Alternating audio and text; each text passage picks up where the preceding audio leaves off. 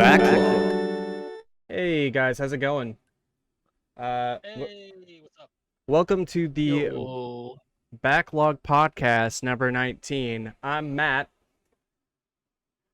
contestants. Grimoire, aka August, aka I don't know. I haven't thought of another nickname yet, but I will get back to you. Podcastman. Mr. Podcastman. There we go. Mr. Podcastman. Senior Oh, dear. Podcastman. So guys, hope you all had a good week. Anybody see any interesting movies, TV shows, or anything of the sort? It's been a kind of an interesting week. Like I haven't got to watch all of the shows that I would have wanted. Like I didn't get to catch up on everything, but like I've heard it through the collective grapevine of all the crazy shit that's been going on. Yeah. Like apparently, Master Chief, according to the new Halo show, is no longer a virgin. What? Yeah, he banged. He banged. Master Chief finally got it in, bro. Canonically I speaking, didn't want him to. New- I new didn't ach- want him to. New Xbox achievement unlocked. Jesus Nope, longer Christ. this character is now trash, ruined, garbage. how are we Yeah, no, supposed to relate discarded. to him if he's a virgin? I know. If he's not a virgin, right? right? It's crazy. It's crazy. It's no longer relatable. I can't now really tell. garbage. No, so like this new show is weird. Because I mean they already acknowledged that it's its own timeline. Right. But like. Damn, better be. Yeah, like it was. I was liking it. I haven't got up to the episode where he bangs. I've heard mixed reviews. I mean, there's kind of the vocal. There's I want to call them the vocal majority, but there's the vocal majority that kind of hates any of the idea of what they're trying to do on the show, and really hate this decision. I think a lot of other people are mixed. I've seen a couple minority people be like, okay, it made sense during the episode, but it's still a little weird situationally. But yeah, the memes from this were insane. They were like the Chad Virgin Master Chief, Oh or boy. the non-virgin virgin, Virgin. John Halo, and it was great. But yeah, I mean, The only thing good about the show, the memes. it's a weird show. It's a weird show. The memes are amazing. I'm gonna keep watching it, just to see how crazy it gets. The fight scenes are amazing. It's just everything else that's just like you kind of question. It's like, okay, Right. we understand that you wanted to do your own thing, but this is like you had to understand that a lot of Halo fans traditionally would be uncomfortable with this. That is kind of strange. But yeah, I mean, as I said, if they're getting enough viewers to make a second season, they'll make a second season. I just found this whole thing really funny because it's just like, damn, Master Chief's now no longer a virgin. This is the biggest news in gaming since Wait. any Since Laura Croft was in Playboy. I know, right? For real. Oh my The god. biggest news in gaming since then. It's insane. Whew. Right. So wait, why did they confirm that he was a virgin? Out of curiosity.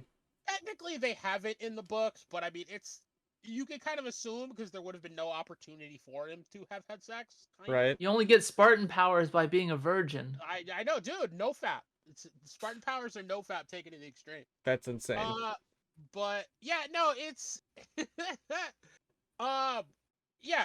I mean, like the thing about Master Chief in the books is he's just too busy like killing aliens and blowing shit up to like fuck. He doesn't have downtime. Right. It's true, he doesn't. Yeah.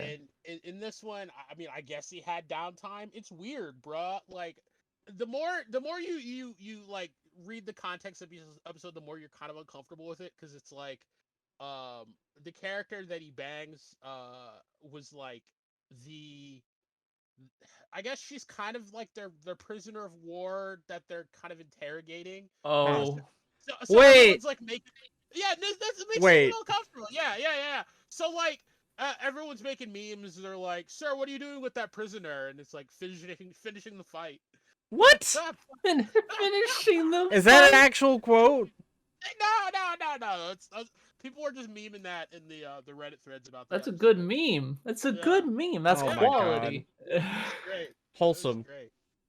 Or like what was the other one? It was like Master Chief, what are you doing? Like giving the Covenant back my penis. And it's just like it was just the memes were that like the jokes are writing themselves, essentially, or the Reddit hive mind and the jokes are writing themselves. But no, but long story short, like so in the canon of the show, Mhm. Spartans have like an emotion suppressing chip in their back, and Master Chief took his out a couple episodes ago. Uh, long story Also, short, now his emotion is horny. yeah. Well, I mean that's kind of the vibe essentially. Like he's experiencing horny for the first time. And he didn't know what to do with it. So I mean, stuff happens, and it's kind of similar with the character I mean, it that. seems like he figured it out. Yeah, well, I mean, he clearly, the Master Chief ain't no dummy. Uh, but yeah, I mean, and it's kind of something similar with the character that he ends up sleeping with. Like she's experiencing like human connection for the first time because she's essentially been like not for the first time, but she's been like trapped or she's been like with the Covenant since she was a child. So like, Ugh, that had um, to be rough. she hasn't had to. Well, I mean, so essentially, her character has like I think what they're kind of going with is they both Master Chief and her have like some like Forerunner DNA, which allows them to access Forerunner artifacts. Right. So like she was kind of put in a position of power in the Covenant, and she's kind of been sent in as kind of a spy.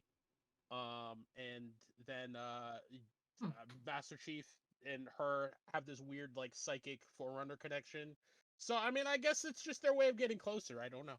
But Psychic yeah, sex connection. yeah, essentially. So yeah, I mean, I mean, they're both good-looking people. What do good-looking people do? They bang. That's But how movies work. According to Netflix, they try not to bang. but couldn't stop it. The horny just got to him. Quiet, But wench. I do not want to yeah, be horny anymore. it'll be interesting to see how this affects. Gone. It'll be interesting to see how this affects the season going forward because I think like it's just awkward. It's so awkward in so many ways because like Cortana has also been like grafted onto his like consciousness. Mhm. So essentially she's like I'm not gonna say she's the unwilling passenger for all this, but she had to like sit in the background while all this happened, and it's just like it's so awkward, bro. How you gonna Maybe do that's Yeah. her fetish, dude. how you gonna do your girlfriend Cortana like this? Maybe that's her fetish. I Maybe don't she know. loves being cucked. Who It's knows? anything's You possible. never know, man. He's probably either taking notes or like trying to give Master Chief suggestions in his ear. Like, The helmet stays on in bed. your hip 45 degrees to the right, something. I don't know. But no, it was yeah. From what I hear, it's weird, but I look forward to checking the episode out and seeing it for myself because the jokes about it have just been so crazy. All I keep hearing about that show is the helmet stays on. That's all I keep hearing. People The have been helmet complaining. doesn't stay on Yeah, though. That's people the have been complaining. problem. Yeah, people have been complaining because he takes off his helmet in the first episode. Right. Again, like the biggest kind of in video game joke about Halo was that the helmet essentially he would only ever take his helmet off. And Someone's knocking on the door, dropping off something at the door. Oh, okay. So yeah. Apparently, I don't know. I'm telling you, man. I couldn't have known. Yeah. Dude, we're just following the Castle Super Beast precedent where like Amazon packages randomly show up mid show. Exactly, yeah. Let me know when you want to go back live. I mean, Oh, we're it live, was we're live, supposed we're to live. be here tomorrow, but I accept today. I always love when shit shows up a day early. The worst is when shit will show up and they won't tell you it's been delivered. Because, like, I'm not the only one getting mail here, so sometimes shit will get, like, lost, and then I'll find it days later, and I'm like, I didn't even know this showed up yet. Because, it still shows up on the Amazon thing. Well, It's like, will be delivered. I noticed they've been taking pictures lately have for they? Amazon. That's cool. Yeah. So, Yeah, like, probably because of all, like, the porch piracy and people doing false claims that they didn't get things. I haven't Yeah. gotten any. I wish, because sometimes I'll be like, as I said, there's a CD I ordered the other day that like I didn't know I got, and it still says like, oh, it could be delivered June 13th, and I'm like, I would have had no way of knowing this unless Right. I just. But yeah, You got I a mean, minute till then. Yeah, Amazon is like evil, but like convenient, and that's the worst part. I love Amazon. All right, our Amazon overlords are very gracious. I just love the pictures of like internet boom Jeff Bezos, and then like post billionaire Jeff Bezos. Like there's definitely a decided shift when like he just looked like a nerd, and then he was like, okay, I have money now. Now it's time for me to get jacked, and it's really funny. True. But I guess other than that, August, I guess we could start with our week. Is there anything else you wanted to add to? Yeah. So I mean, if you can stand a little bit of cringe, but there's a lot of awesomeness, I would say check out the Halo show. That's kind of my recommendation. It's not the games, so like you're gonna have to kind of give that up. Mhm. But there are some cool aspects of it. Does it get beyond a season or two? Who the hell knows? But you know, I've been enjoying the ride so far. It's been dumb but fun. Yeah. And that's all I can really ask. There are other good shows that are kind of wrapping up. HBO's Winning Time that wrapped up last week or the week before. That's the Lakers 80s Lakers one. That was cool. There's a couple other shows that are going on right now. We can get more into like TV stuff later on. There's been a lot of a big talk about how Netflix is like, oh, we're no longer gonna write blank checks anymore. It's like, well, you shouldn't have done it to begin with. Yeah. Right. Uh, Hindsight's 2020. But yeah, I mean that's about it for like TV and movies for my week and stuff like that. Yo, Quintessence. Do you see anything Yo. anything good this weekend or this week, I should say? Uh, no, not really. I haven't actually watched like anything except some like basically trash TV. I've just been watching Cutthroat Kitchen on Hulu, and Favorite kind of that's TV. been my life. Have you Okay. checked Yeah. out the new Iron Chef yet? Like I heard like Alton Brown is on it or something like that. I think that's on Netflix. No, I haven't heard that. Who is Alton I haven't Brown? seen that. I've never heard of that Alton guy. Brown? Yeah. He's basically a Food Network celebrity. Oh. He hosted Good Eats, which was Yep. an extremely popular show, Mhm. Fun show. where he basically broke down like everything about one particular food subject in the episode. Right. And I suppose we can just delve right into weeks, which I didn't know if you had anything else you wanted to add to your week, Quintessence, if you did anything. Nope, just a lot of Path of Exile. It's been a slog this league. An absolute slog. Yeah. They completely revamped how the monsters like gain bonuses, and they're Is that just the kicking new? the shit out of everyone. Is that the new Sentinel update? I've been seeing that on Yes, it like. is. It is the Yeah. new Sentinel update. The monsters are just beating the living shit out of everything and everyone. Yeah. Path of Exile looks cool, but I literally get intimidated every time I hear about its like very kind of like anti, like mistake, leveling structure. Like if you make a mistake on a build, you're fucked. You might as well just start over. I mean, basically, you would just like follow a guide. Like Yeah. you follow a guide in the beginning, and then you like gain some knowledge as you go, and eventually maybe you make your own build, or you just keep stealing other people's builds forever. Yeah, but Right. it makes me like that whole game makes me sad in that I'm like, why don't they just let people respec easily? But I mean, that's just not the philosophy of the devs, and it's like, oh, it makes Yeah, me sad. they're very old school.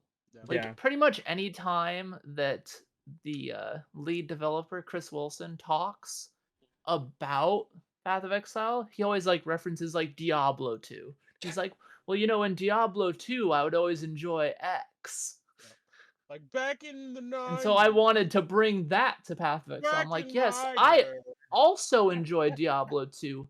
However, it hasn't aged the best. I know. It's been how long since Diablo 2 came out? I'm just saying, things have changed since then. 1998? Yeah, I know, right? That hurts. August. There are people above drinking. Oh, I feel myself getting older just talking about it. Beard is growing.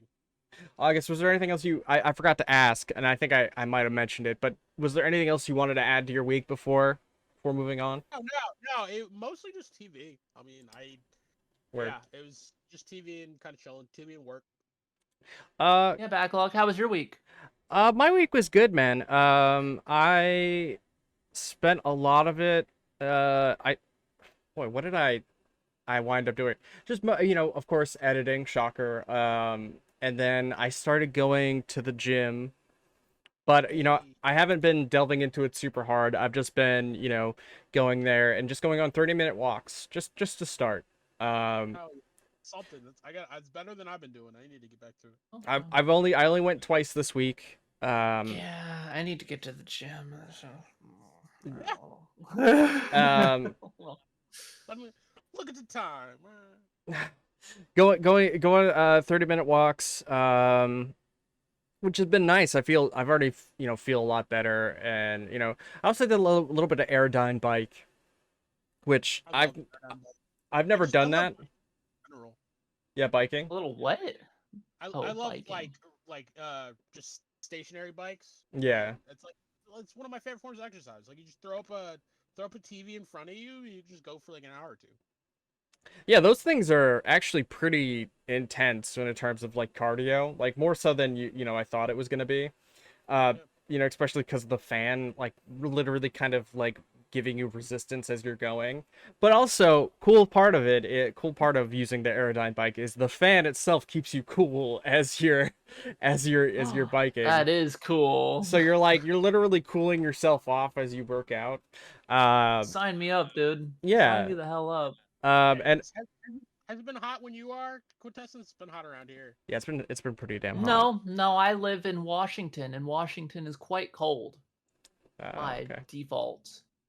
Well, Western Washington is. I mean, we're closer to no, wait, we're probably like you're the most northwest state, right? Yeah, I'm like 2 hours from Canada. Yeah, we're also we are not 2 hours like from Canada. We're like four, Yeah, 4 or 5. Get hours, wrecked. Yeah. Well, I mean, we're also in southern Maine, so Then northern and mid Maine would be closer. yeah. But anyway, yeah, I mean, I've been doing the Aerodyne bike, and I found a music playlist that's like this ultra 80s playlist that is literally just taken from all like 80s movie montages.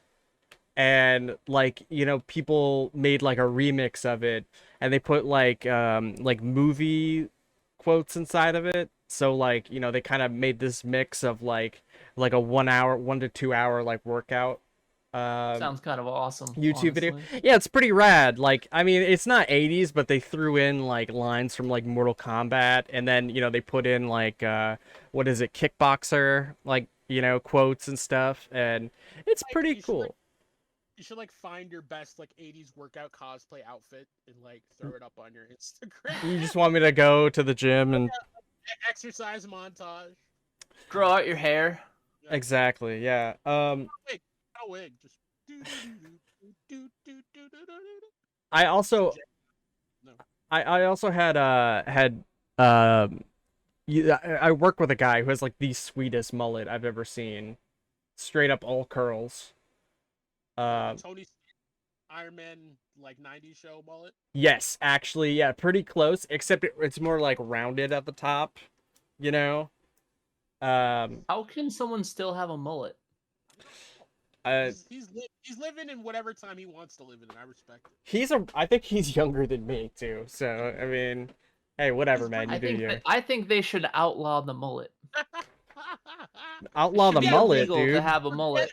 Forget abortion. Can't do that to rights. people. The real crime in this world is bad It hair. really is. It Uh, really is. I mean, some people rock it, but usually they always want to look weird to other people. There's something about it. I don't know. I think it's like an attention-seeking haircut. Business in the front, party in the back. Exactly. That hairstyle rights back to the states. That's all I'm saying. Oh. But yeah, I think other than going to the gym, I beat Circle of the Moon on the Game Boy Advance. Oh, congratulations. Yeah, that game is harder than Aria of Sorrow, in my opinion. Lot more grinding than I would prefer in my Castlevania game, just because, like, you have to grind to get items to get better drop rates. So you have to get like to get a gambler's arm brace. Like I got 2 of them. Like I had to, spec for luck, and then that I got one gambler's arm brace, which increased my luck, and then I got a second one. So then, just sitting there going inside and out of a room, I had to spec the cards in the game. So there's a card in the game that's like an item crash increases the item crash, right? So like with the clock item that slows down time, it will times it by 5. So with this one enemy, you have to use that item crash, spend like times 5 the amount of what one item would cost for hearts to freeze time to be able to. What? Yeah, I'm sorry, is this confusing? Yes. Okay. Extremely. You know how they have an item in Castlevania that slows time down? No. Okay, yes. There's a clock Yes. item that you can use. It's like an item crash. You press up and attack, and then it activates the slows down time, right? It's Okay. It's like chaos control. Yeah. Yeah. Like, sure, yeah. Except with this just using one of these items will not slow down the creature, the monster that drops the luck increase item, right? So there are cards in Castlevania Circle of the Moon. Depending on which cards you match up with each other, they have different effects. One of them is an item crash, which takes the item that you have and increases the duration or the amount of it. So let's say you have, I don't know, an axe that you throw. It will double the axe times 2, right? Or 3, something like that. You follow me? So Yeah. with the clock item, it will times the clock item by 5. So enemies that are not slowed down by the time the time slowdown will be able to stop. So the thing is, with the creature that drops the gambler's armband, you have to hit him, and as soon as you hit him, he goes and sinks into the floor and he's gone. And so you have to leave the room and come back. All right? So you have to keep doing this until he drops the gambler's armband. But at the same time, items use hearts. Okay? And you only have a max amount of hearts. So after using the item a certain amount of times, you have to go and grind hearts again. So you're grinding an item, and then you have to go and grind more resources to come back to grind the item.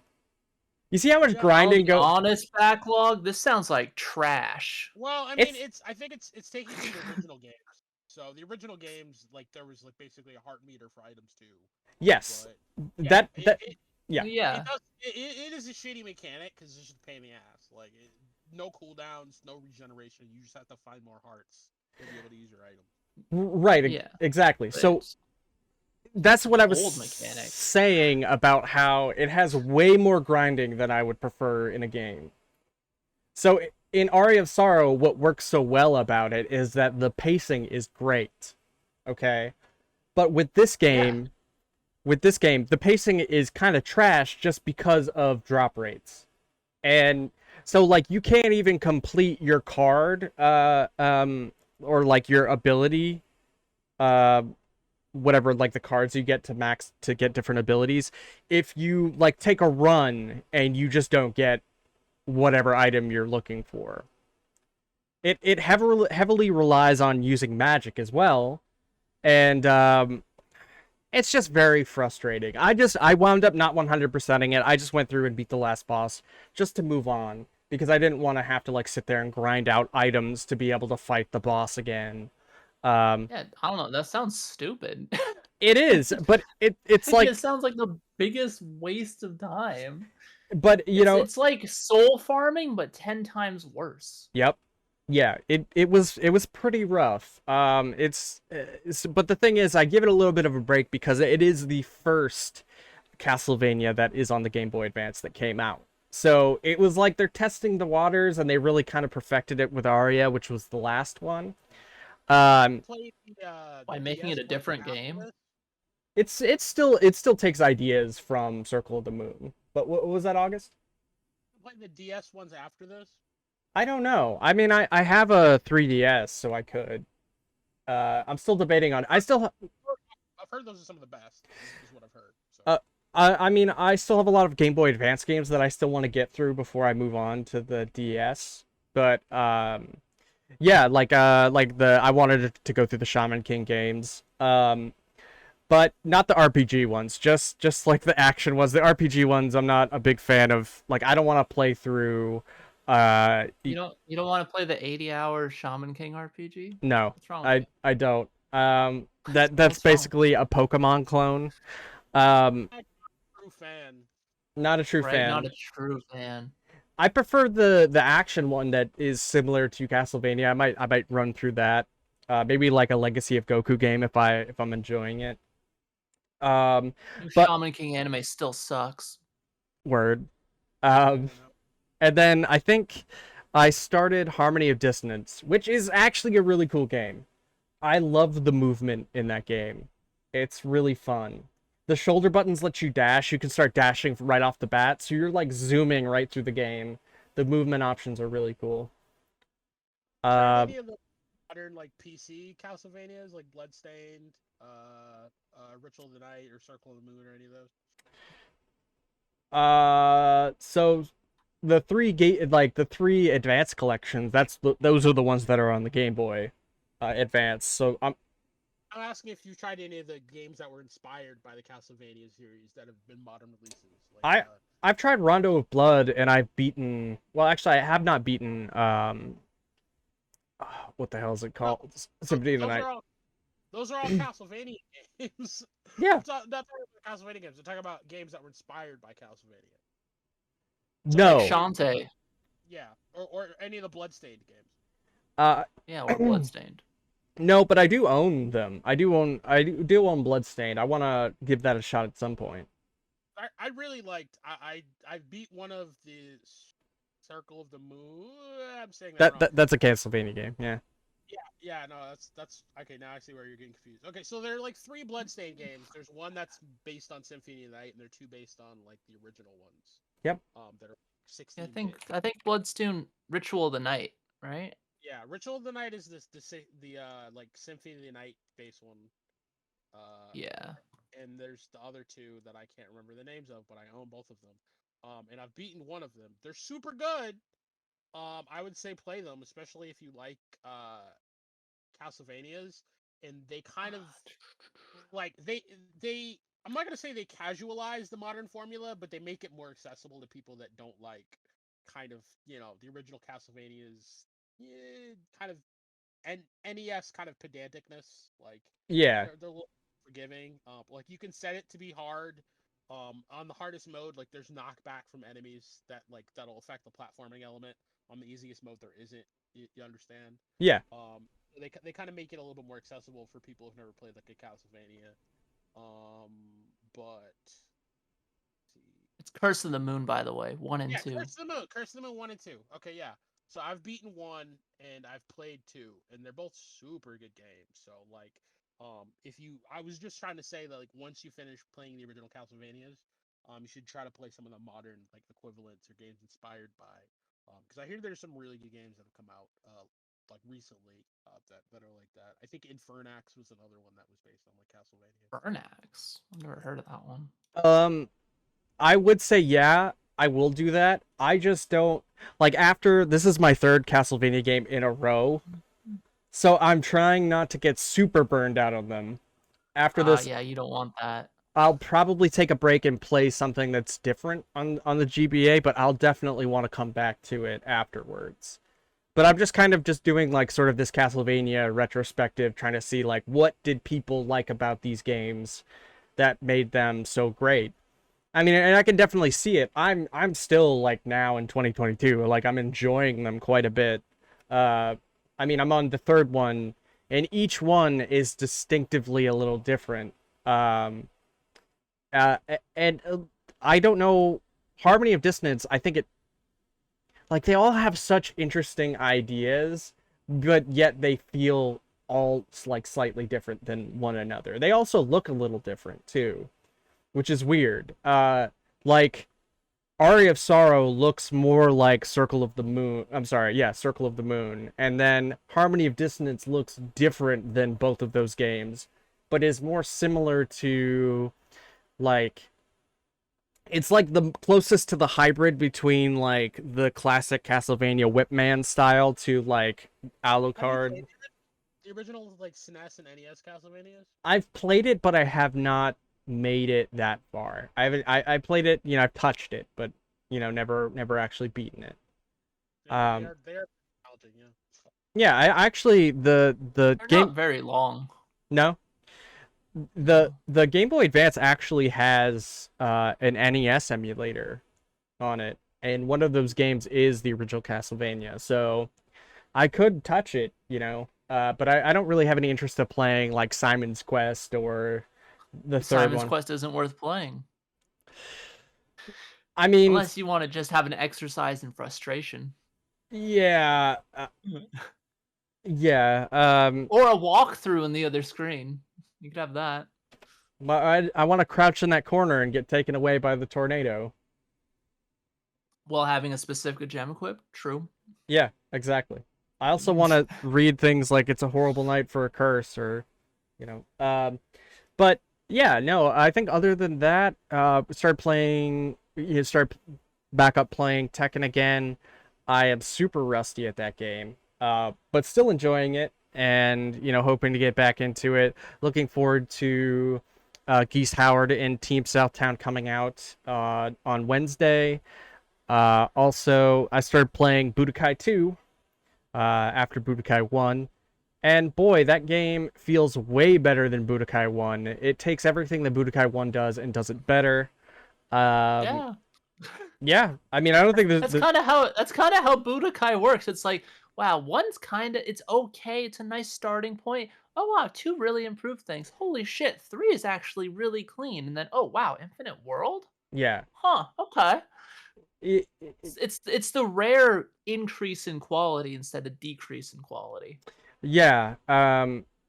And it also feels really good. I've started messing around, like trying to figure out new combos and stuff. The cool thing about it is Goku nearly plays the same in each Budokai game. They just take his moveset and start increasing on it. So you can take Of the Budokai game? what's that? See the Ryu of the Budokai game? Yeah, pretty much actually. Yeah. You can take what he does and like carry it onto Budokai 2, and then also, you know, he has like added combos and stuff. And it's really fun. I'm really enjoying it. The board game's a little annoying though. It's awful, and it comes back in Infinite Worlds. I Those games are to like Kakarot or Xenoverse, because I actually just bought Kakarot, so I'd be interested to see like how much has changed, how much is different. I mean, it's a different genre, so Yeah, those are completely different. yeah, they're You'd have to like compare Kakarot to like Sagas, and yeah, nobody likes and- Sagas. oh god, maybe I should play through Sagas eventually, just for the lulls. Play is a special word. Man, that No, game I sucked. don't think it really applies to Sagas. Yeah. But Well, isn't Xenoverse kind of similar to the battle system of Kakarot, or are they still different? I don't know. I have not played They're Kakarot. similar. Xenoverse is closest to like Tenkaichi. Xenoverse is closest to Tenkaichi. Oh, yeah, I guess so. Yeah. Yeah. I do like Xenoverse though. I think Xenoverse is a good game. But anyway, The Kakarot's pretty close to Tenkaichi Xenoverse. too. So, Okay. yeah. But anyway, I think that was pretty much my week, man. Did we want to move on? I actually picked out some of the questions that were thrown into the backlog Discord, and I was wondering if you guys wanted to start with that today instead of moving on to current events. We've never done questions, so I'll be down. Yeah, sure. Hey, look, Sounds fine. it's a kitty. Yeah, welcome special guest, Kitty. All right, guys. So my old baby. I actually I love her little like white undermane. It's so cute. Her chin. is she a tabby? Yeah, like a tabby calico mix. Tabby calico mix. Okay. Yeah. So I saw this question and I had asked this I think a few weeks ago, but ironically August was not on the podcast when I asked this question, but I want to hear what he has to say. Um, what movie did you love as a kid but does not hold up today? And also this goes to the chat too. I'm curious to see what you guys have to say. Shit. I know my movie for sure. That's actually really hard for me because, like, if I like a movie, my opinion on it doesn't tend to change. Wow, okay. Even when I'm a kid. Shit. That's a good question. Do you want Quintessence to go first? Cause let him go first because I gotta think about that one. all right. All right. My movie that I really enjoyed as a kid was Disney's Blank Check. Ooh, okay. Now, I remember that movie. As an adult, Good point. Blank Check is an extremely creepy movie that doesn't make any sense whatsoever. 5 million. The relationship between the FBI agent and the child is very disturbing. Wait? Yes. Is the FBI agent? Is that a woman? Yes, it is. Okay. Doesn't she let him kiss her at the end? Like, there's so many weird things. Oh, yeah, that's right. I forgot about that. There's just so much weird shit. They literally go on a date. Yeah. That was one of my favorite movies as a kid. That's like... Same. But then I watched it as an adult, and I'm like, oh no, oh god. Really? Yeah, no, people that was brought up in the Reddit thread comments about this exact same topic, and like someone was like, yeah, she probably joined the FBI to get access to the pedos. Oh, no. Yeah. Oh, like, it's just so creepy. Like, what? Like, it's just. Oh man, like that entire situation just makes you more and more comfortable the more you think about it. Right? It's so bad. It's like, so bad. At best, she's using the kid to do her job, and at worst, it's just she's either blissfully underwear or just a creep. So it's like, I don't. And like, I'm gonna go with creep. Yeah, did the kid even learn a lesson at the end? I don't No, there's no moral to the story. He literally gets away with everything. Oh my god. Like, that's right, yeah. So they double down on no consequences, pedophilia, and nonsensical plots. There's basically no redeeming quality technically for the movie. Uh-huh. It's just a shit show, and it's amazing that I enjoyed it so much when I was younger. Yeah. No, that's fair. I think I saw that originally when it came out. Well, not when it came out, but like when my mom used to work at a video store, and like on my days off during the summer, I would pick out movies, and one of them was Blank Check. And that's like kind of when I was like, oh, this movie looks amazing, and oh, I get to be a kid with $1 million, and there's no repercussions. And like wait, how is it that like in the real world, like their parents would be fucked for years, and he would be solely responsible for that? Like, it's like now kids, like, they're gambling with their parents' credit card, whatever mobile app, and like hasn't there been stories of like parents just getting screwed by like credit card bills because of it? There was one that the kid racked up like $30,000 in debt or some nonsense. Right. Let me see. I would say I think I have a couple of them, but I would say, oh my god, what the fuck is that name of that movie? I used to like a lot of bad action movies, but probably Guyver, the first Guyver movie. Oh man, Guyver doesn't hold up. It does not hold up. I thought that was the coolest shit ever. And, honestly, as an adult, I still think it's cool, but only because I can see the potential in what they wanted to do, but realistically, it's just a stupid schlocky movie that like has literally a 30-minute chase scene in it. It not sometimes kidding. makes Power Rangers look mature, which is an unfortunate thing to Right. have.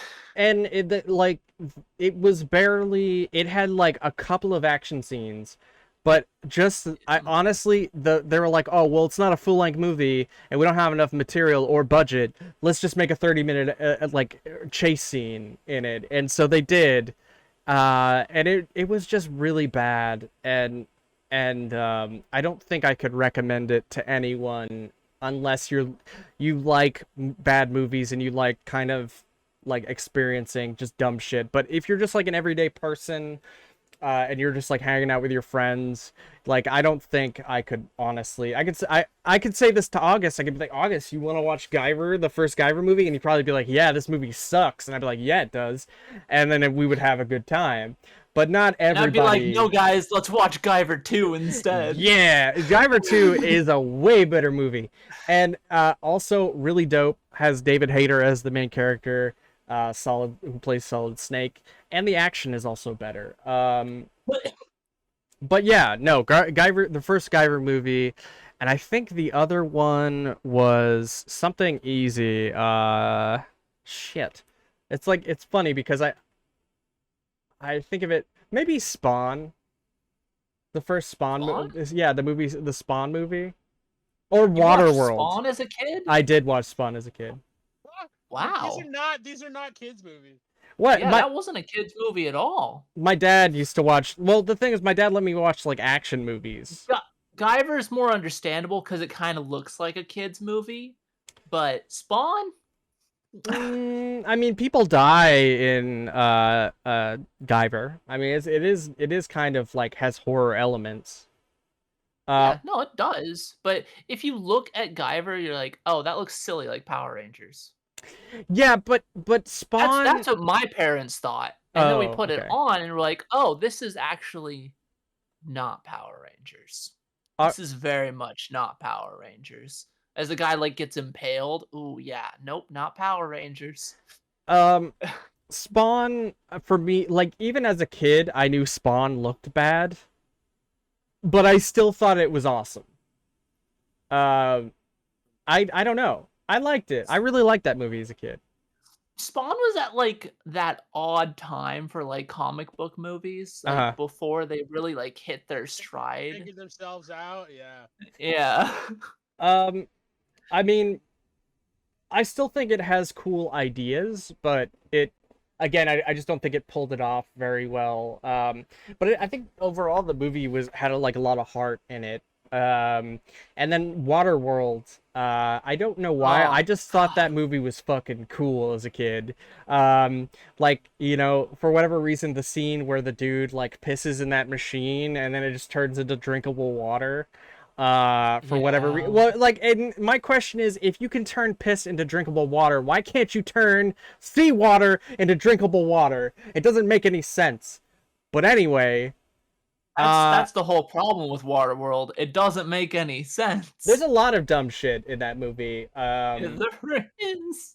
Well, like, it was like all of the polar ice caps would melt, and I'm like, okay, but there would still be land. Like, right. I guess they find land at the end, but it's just like, it's like they weren't even trying to find land. Yeah. Yeah, I'm actually gonna turn August up here. Go on.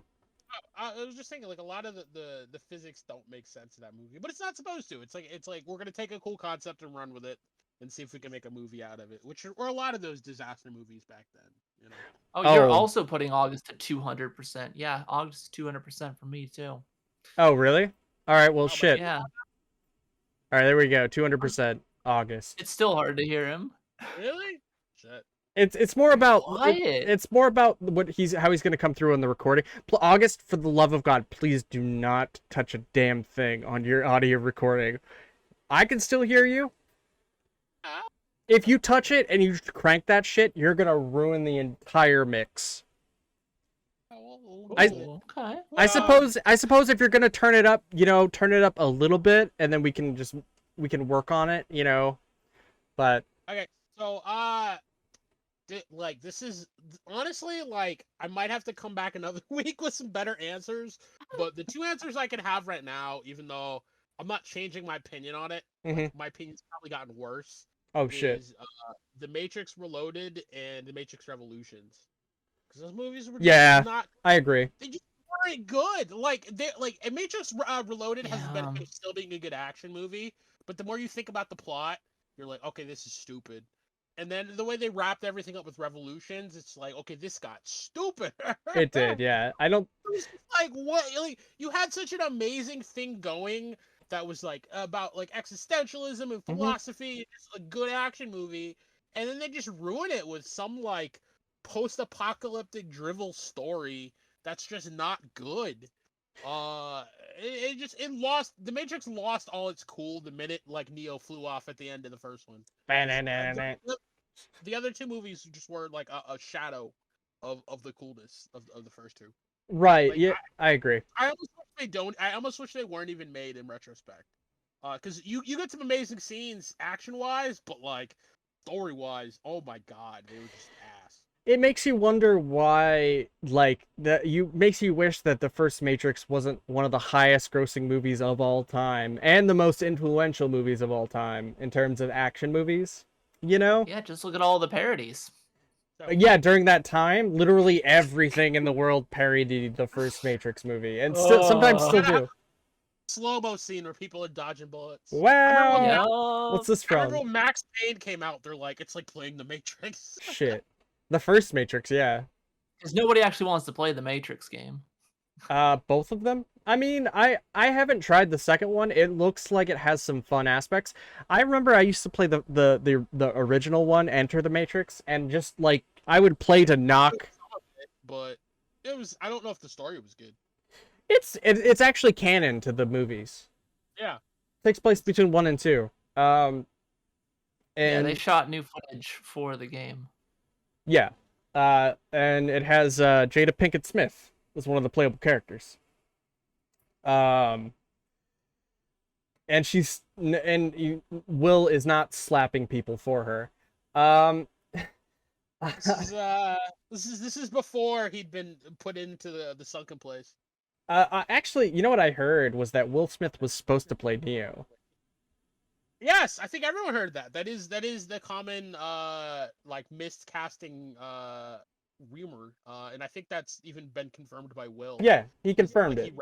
He read for the script, or he read the script and passed on it. Yeah, he turned it down. And yeah, I think he was right to pass on it. I don't think the original Matrix. Yeah.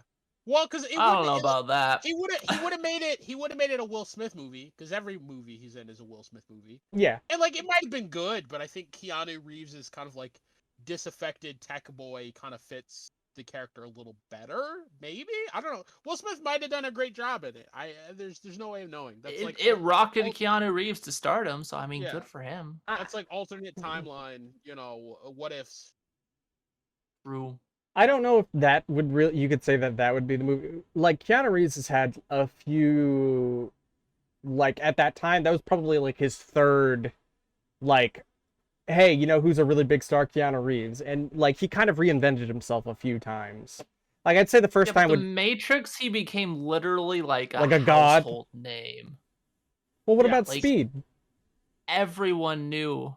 Didn't he like kind of after the Matrix? After Speed though? Speed and I think he did, Speed and what was it called? The one where he jumps out of a plane. Point Break. Point Break. Yeah, I fucking love Point Break. Oh boy, Point Break is a gem. It's a great movie. So stupid. It's so stupid. I love. There was a lot of stupid movies during that time. It's the only movie where. It's the only movie ever. Like I think I watched it when I was like 22 for the first time. I think I watched it back in like yeah. And Point Break? Oh, careful there. Yeah, I know, I'm dating myself. Let's not throw an exact number out there to date myself. But it's the only movie ever where I've seen a character go, fuck it. I'm just gonna jump out of a plane without a parachute and hope I can catch up to the next guy with a parachute. That's so insane. Fucking crazy. Yeah, I loved it. Yeah, I'm like, it's oh wacky. shit. Yeah, it's wacky. But yeah, the first Point Break is just gem. It's a '90s action gem. Yeah, we should. We During, should. You know, we should put that on a movie night. dude, honestly we got to start doing more retro reviews because I'd love to do reviews of some of these old crazy movies, especially with the new Top Gun coming out, which for some reason is getting great reviews. I don't know why. I've heard the same thing. I've heard it's actually really good. It weirds me out that Tom Cruise is still getting great reviews for a Top Gun movie in 2022, but it is what it is. I mean, you know, a bunch of things are just randomly coming back, so why not? Yeah. I suppose We with live in that time. Oh, that. I had one more. Go for it. The Goonies. What? don't No, like the that Goonies? that You don't holds think it up. holds What are you up? talking about? I don't Fuck think outta it here. holds up because the entire context of it is extremely screwed up. Well, yes, but that was the 80s. Wait, what's the context? Because I feel like I'm missing something here. Well, one, the child was abused his entire life, Which and one? then at the end of the movie they leave him chained up Are you talking about die. the Hey You Guys, dude? No, no, Yes. the I thought you were talking about the mute the thing that like not the thing. The the like super strong dude Yes. who like was That's- born like deformed. That's who That's we're the Hey talking You about. Guys. Yeah. Yeah. Oh, that's the Hey Yeah, You that's Guys. him. Okay. I thought you were Yeah, talking about he was like abused for his entire life, Mhm. and then at the end of the movie they just leave him chained up down there to die. But oh, do but that? but he died with friends now. I mean, I guess that's one way to look at it. He died with friends. I mean, I don't know. But yeah, no, I don't know. I think the Goonies still holds up, man. I mean, I don't really. I'd say it still holds up as enjoyable. Yeah, In the broader context, yeah, there were some problematic. questionable decisions made at the end, but Yeah. It's I a would very problematic movie. Yeah. I would say that there are movies that are certainly worse out there. But yeah, I see how you're going both ways. I mean, that's kind of how I feel about like all the short round stuff in Temple of Doom, like the Okie Dokie Dr. Jones. And I'm like, Ironically, I could write an essay on how much I hate Temple of Doom. yeah, I, Temple of Doom's bad. ironically, the same kid is also in the Goonies. He is. He was a prominent character. Speaking like, of which, child actor. speaking of which, we need to watch Everything Everywhere All at Once because he's actually in that movie. Oh, is he? That's Yeah, neat. he actually retired from acting and he came back specifically for that movie. He came out of retirement. That's pretty cool. Yeah, and I suppose with that, we should probably move on to the next question. Okay. What and this is a little. I'll be specific. What product placement was ruined by a movie? What product was ruined by a movie? Oh, I know mine immediately. Yeah, go ahead. It's Power Rangers. The Power Rangers reboot, Krispy Kreme. Ooh, okay, yeah, that's an They easy one. every single excuse under the sun to direct people towards the Krispy Kreme, to say Krispy Kreme, Krispy Kreme. No, I would say what's it called? It was so dumb. Oh, it's under the Krispy Kreme. What's that Fucking zombie kidding movie me? with Woody Harrelson? Zombieland. Yeah, that did some annoying Twinkies? things for Twinkies. Yeah, I was a little over how much that movie talked about Twinkies. I Like, kind of get that enjoyed that. joke, but, like, at the end, I was like, okay, I'm tired of it. We get it. He likes Twinkies. The guy got a little tiresome. He did it in 2 also. Oh, does he? I haven't seen 2 yet. Yeah, I actually haven't seen 2, but I hear it's pretty good. It's different. Yeah. I don't think It's different. That's a movie that didn't need a sequel, I don't think. Yeah. The first they one went with like the zombies are evolving plot line. So the same Schneider is it Schneider? Zack Snyder? No, Zack Snyder. Not Rob Like Schneider. Yeah, Army of the Zack Dead. Snyder. Yeah, that kind of thing. All right, yeah. Oh, here's some normal zombies. Normal zombies are boring. We need super zombies. You know, Left 4 Dead started it with the special infected. Okay, he's just finishing it. But no. Speaking of zombie movies, did you know the Max Brooks that wrote World War Z, the book? Mhm. Actually, Mel Brooks' son, like Mel Brooks, like History of the World, Blazing Saddles, all those comedies and stuff like that. I Mhm. found Yes, out. a master of film, Mel Brooks. Yeah, Yes. yes, yeah. Apparently, his son is the writer of World War Z. Oh wow, I didn't Yeah. know that. Does he I didn't go either. Well, under? you win some, you lose some. Did he go under a pseudonym? I heard that book's great. No, his name is Max Yeah, no, Brooks. the book's good. The movie's just awful. You know They took it a little who? too literally. You know who like went under a pseudonym was Stephen King's son. Should have been better, but I didn't hate it. Yeah, no, I heard that, like Joe something, right? It's not King, it's something else. Yeah, because he didn't want Joe King. There are many his dad's too. name. His real name is Joe King. Yeah. That's understandable. Separate yourself so you're not just like carried by your father's fame or compared to him. Well, he specifically did it because he wanted to see if his work was good enough to Yeah, exactly. That makes sense. um but I mean people found out anyway, so it doesn't Oh, it's the internet. You know, whatever. It happens. I'm trying to think if there was a product placement that kind of fucked with me. I don't know. I mean, I would say that product placement inside of oh my god, what the hell is it called? Transformers fucked with me, but that I don't like those movies anyway. So, you know what? I'll just say overall fuck Transformers. Um but yeah, I think the first one's enjoyable as kind of like a dumpster it's not. watch. Yeah, It's I think enjoyable. I think you're both wrong on that, but go on. Second one is like negative points. Like that movie should have been No, made. I can't help but laugh at the stupidity of the first Transformers movie. Second one is a garbage fire. Third one is also Oh yeah, of enjoyable. course. The second one's so fucking boring. I didn't like any outside of the first one. First one and third one are the only two movies I'll watch. After that, meh. Not even the Marky Mark one brings me back to the franchise. Somehow they screwed up Dinobots, and Dinobots are like the easiest thing to get right. What do you I don't mean? get it. I've heard the Bumblebee prequel is good. I just never watched it. What do you mean you don't like Mocky Mock, the scientist from Texas? He's from No, Texas. No, he's got a Boston. Hey, I know the accent. He's got a Boston accent from Texas. I love. He's from that. Boston. He's from Texas. I'm sorry. Boston. I'm sorry, Austin, Massachusetts. Austin, Massachusetts, for real. Oh Yeah. my god. And that movie. was Save so- us. Oh yeah. T.J. Miller gets killed in that movie. That might have been some other people's favorite parts. I don't know. Do you like TJ Miller? Or are you indifferent? I'm indifferent. I think he's just a guy. I don't know. He's I don't alright. care much for him. He's I annoying. loved him in Silicon Valley, but I hear that he's a nightmare to work with in person. Keep in mind he did have brain surgery, so it might not all be his fault. But So I'd recently heard about him. I guess he's Damn. he's bipolar. He was like undiagnosed in a lot of manic episodes when they were filming. So, not that that's an excuse, but still.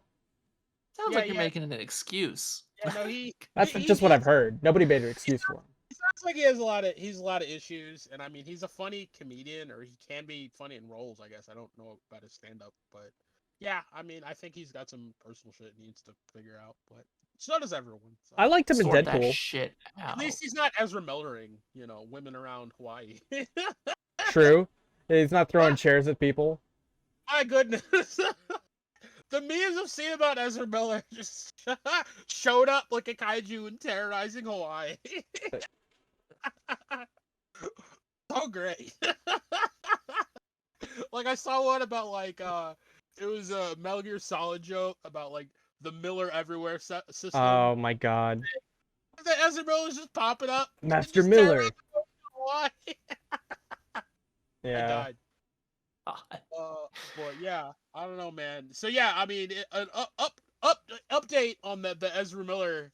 Oh shit, there's another update? Yeah. So yeah, DC He got fired and replaced. DC officially dropped him. Yeah. Okay. They're gonna Yeah. go with someone else for the They are done with him. They have completely wiped the slate clean of Does that mean- anything Ezra Which is Miller. the video finally released of his arrest, and he's legit trying to fight the cop, and it's like, bruh. Oh my Yep, god, you dude. can't fight that. Um That's some solid evidence right there. how okay, so They're legit trying to fight the cop. Sorry. how are they But gonna? yeah, What are they gonna do with that Flash movie then? Are they just gonna drop it all together? one knows. I suspect the Flash will return to his home planet. No. I mean, maybe he'll like run Prison. into the Speed Force and like another face will come out and we'll just be like Speed Force shenanigans. Maybe they'll just like like in Young Justice, where the two like Flashes are running next to each other, and the other one just gets wiped out. I don't know if you saw that. Yeah, that could happen. But yeah, apparently they're gonna replace him. So All I right. feel bad because I liked Ezra Miller as the Flash, but their personal conduct was a little crazy. All right. What's up? What's up, Quintessence? No, it's just no, he's batshit insane. He definitely is. Yeah, he's cuckoo for Cocoa Puffs. Yeah, I don't understand Yeah, how someone can be that they loony. need some help. They need some help. I don't know They if it's do. drugs. I don't know if it's alcohol. I don't know if it's another mental issue. But yeah, someone needs some help. All right. So moving on. A study suggests that video games can boost intelligence in children. This is like an argument as old as time, kind of like you could go back and forth with this one, but I'd be interested to hear what you guys have to say. Do you think that this is true? Or do you think it's just kind of like, a study that's I saw more of this, and the study actually confirmed mm-hmm. that playing video games improves cognitive abilities of children, and actually more passive activities like browsing social media, Facebook, etc. don't really have any negatives, but don't have any positives either. Yeah. I would say it's video games give people the ability to kind of use parts of their brain they don't normally use in most situations. Mm-hmm. Like 3D spatial mapping, kind of like I don't know what the term is, but kind of like static memory where you need to like remember certain things to like use them later. And like all these other things that like you don't necessarily get to do in everyday life. Because I mean, let's face it, humans have kind of like over optimized everyday life. And not in a bad way, but like everything is super easy. There's not a No, lot we of must go like, further. there's not a lot of kind of like mental work you have to actually do in most people's everyday lives, with the exception of maybe some jobs that are like high cognitive task oriented. Mm-hmm. Most jobs we don't have to. I mean, like we even use calculators for like accounting or cash registers now. Like you don't have to put anything in manually. It all just Yeah. does it. Like you don't have to count change, or you barely have to count change. If you work in a cash register, you do a little bit, but it's not crazy. It's like maybe like a like 30 seconds worth of figuring stuff out. But yeah, I mean, I would say video games are definitely a great way to. I can certainly see why this is true, and I can certainly see where this comes from. My one complaint is that honestly, I wish video games went farther in this. I think video games also kind of lean too heavily in not needing to make people think, with the exception of puzzle games. Mm-hmm. As kind of 90s kids, we grew up in the era where there were like a ton of like, Where's Carmen Sandiego, Math Blasters, and educational games. And I haven't really seen any of those games kind of make a resurgence. So, if anything, I'd like to see more actual educational games make a comeback. Because my mom used to be the one to be like, listen, you can only go on and play games if you're playing educational games. So it's like, Math she bought me Blaster. this. Baby. Jumpstart 5th grade? Yeah, Jumpstart 5th grade? yeah, Hell she yeah, bought me let's this go. whole list of like educational games, and I played like I think at least 4 or 5 of the Where's Carmen Sandiego, and they were fun. I had fun, so I was still playing a video game. I didn't mind. When are we doing a You? full LP of Carmen Sandiego? I'd be so fucking down. You don't even know. The Where in Time ones are great, like the little history ones. But yeah, I mean, I would say that like if yes, gamifying education is certainly a great way to learn. Right. I just wish games went farther. But yeah, I can absolutely see why games can have educational effects on kids. That totally makes sense to me. Right. All right. Yeah. I mean, I totally think so too. I mean, I think the cliche of the video games will rot your brain or you become more violent. I think those are I think the jury's still out about the violence one, but I am no expert on the situation. I think Studies it's have shown that neutral. It's like people predisposed to violence Right. might play violent games, but it doesn't necessarily make I them mean, more violent. movies or football can do the However, same thing, or sports. movies have been shown to make people more violent. That 100% makes sense to me because movies Yeah.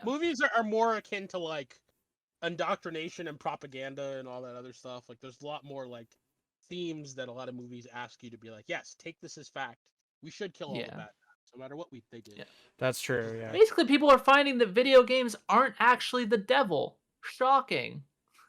So it's kind of funny that we're I guess like science and like the science might take another 15 to 20 years to develop, but I wouldn't be surprised if eventually they get to the point that like movies have had a more damaging effect on society than anything video games have ever done. Because with video games, like story usually takes a back burner to just gameplay. Like most people don't really care about stories, even when you're playing through them. It's just set dressing for the game mechanics.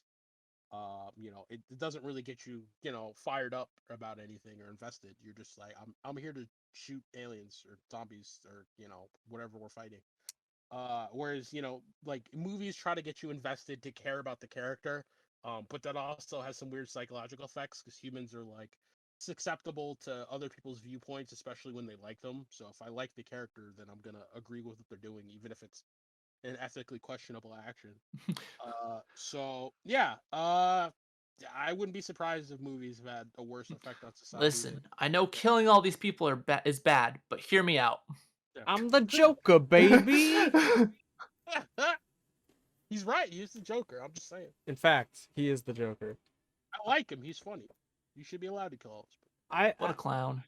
To quote Wooly, them white kids sure love the Joker.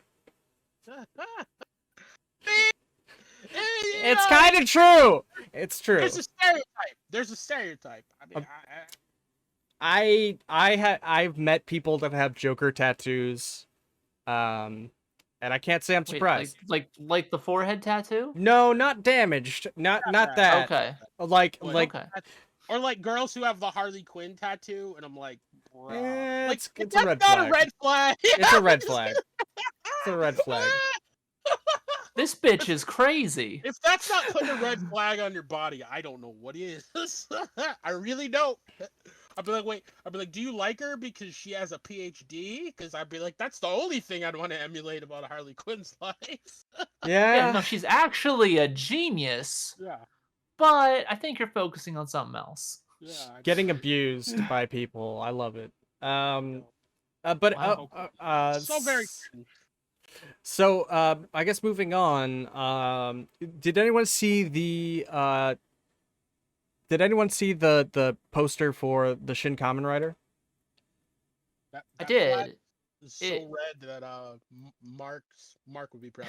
I can't even say it. But... It looks like, I don't know, like a Kamen Rider documentary. It's like very 90s. It's very classic Kamen Rider. Right. Weird. It's just weird. Yeah. Do you think it's interesting to see where it goes, but it's weird. So has Kamen Rider? So you guys know more about Kamen Rider than me. I'm kind of getting into a little bit because of you guys. But like Super Sentai made it big in the States thanks to Power Rangers, or at least there's a parallel there. People kind of understand it. Did Kamen Rider ever actually make it big in the States, or has it always kind of been underground like anime? It never really made it big in the States. It tried. We had a couple like localization weird Power Ranger shit things going on with Kamen Rider, but they didn't really take off. They didn't do too terribly well. And they were kind of like shoved to the side by whatever networks they were on. Right. Yeah. Kamen Rider is having like lately Kamen Rider is kind of having like a breakthrough because like some American labels have actually picked up Kamen Rider and it's actually becoming more readily available and it's growing as a franchise in the States now as opposed to before. Also, oh, I'm sorry, what were you saying? Real quick, I want to make a shout out to Bob22115. Hold that L in that ban. Anyway, go on. What do you do? He just came into the chat and is like, "What's up, douchebags?" I'm like, "Banned." Hold that. Hilarious. Ah, He might have meant that whatever. endearingly. Yeah. Eh, But I don't care. I don't know. Yeah, hey man, don't come Yeah, and shout pretty insult me. much. It's not And- hard. Not hard to be nice. Anyway, I was gonna Yeah, say, it is. what's the what's the difference? Am I right in assuming the chief difference between Power Rangers and Kamen Rider is Power Rangers is aimed at like maybe like the 7 to 10 demographic, and Kamen Rider is more of like the 10 to like 15 demographic? So it's kind of muddy. Like, so Super Sentai is aimed at like between roughly 5 and 12. And then Kamen Rider kind of hits around 10 to 13 plus families. Got it. Yeah.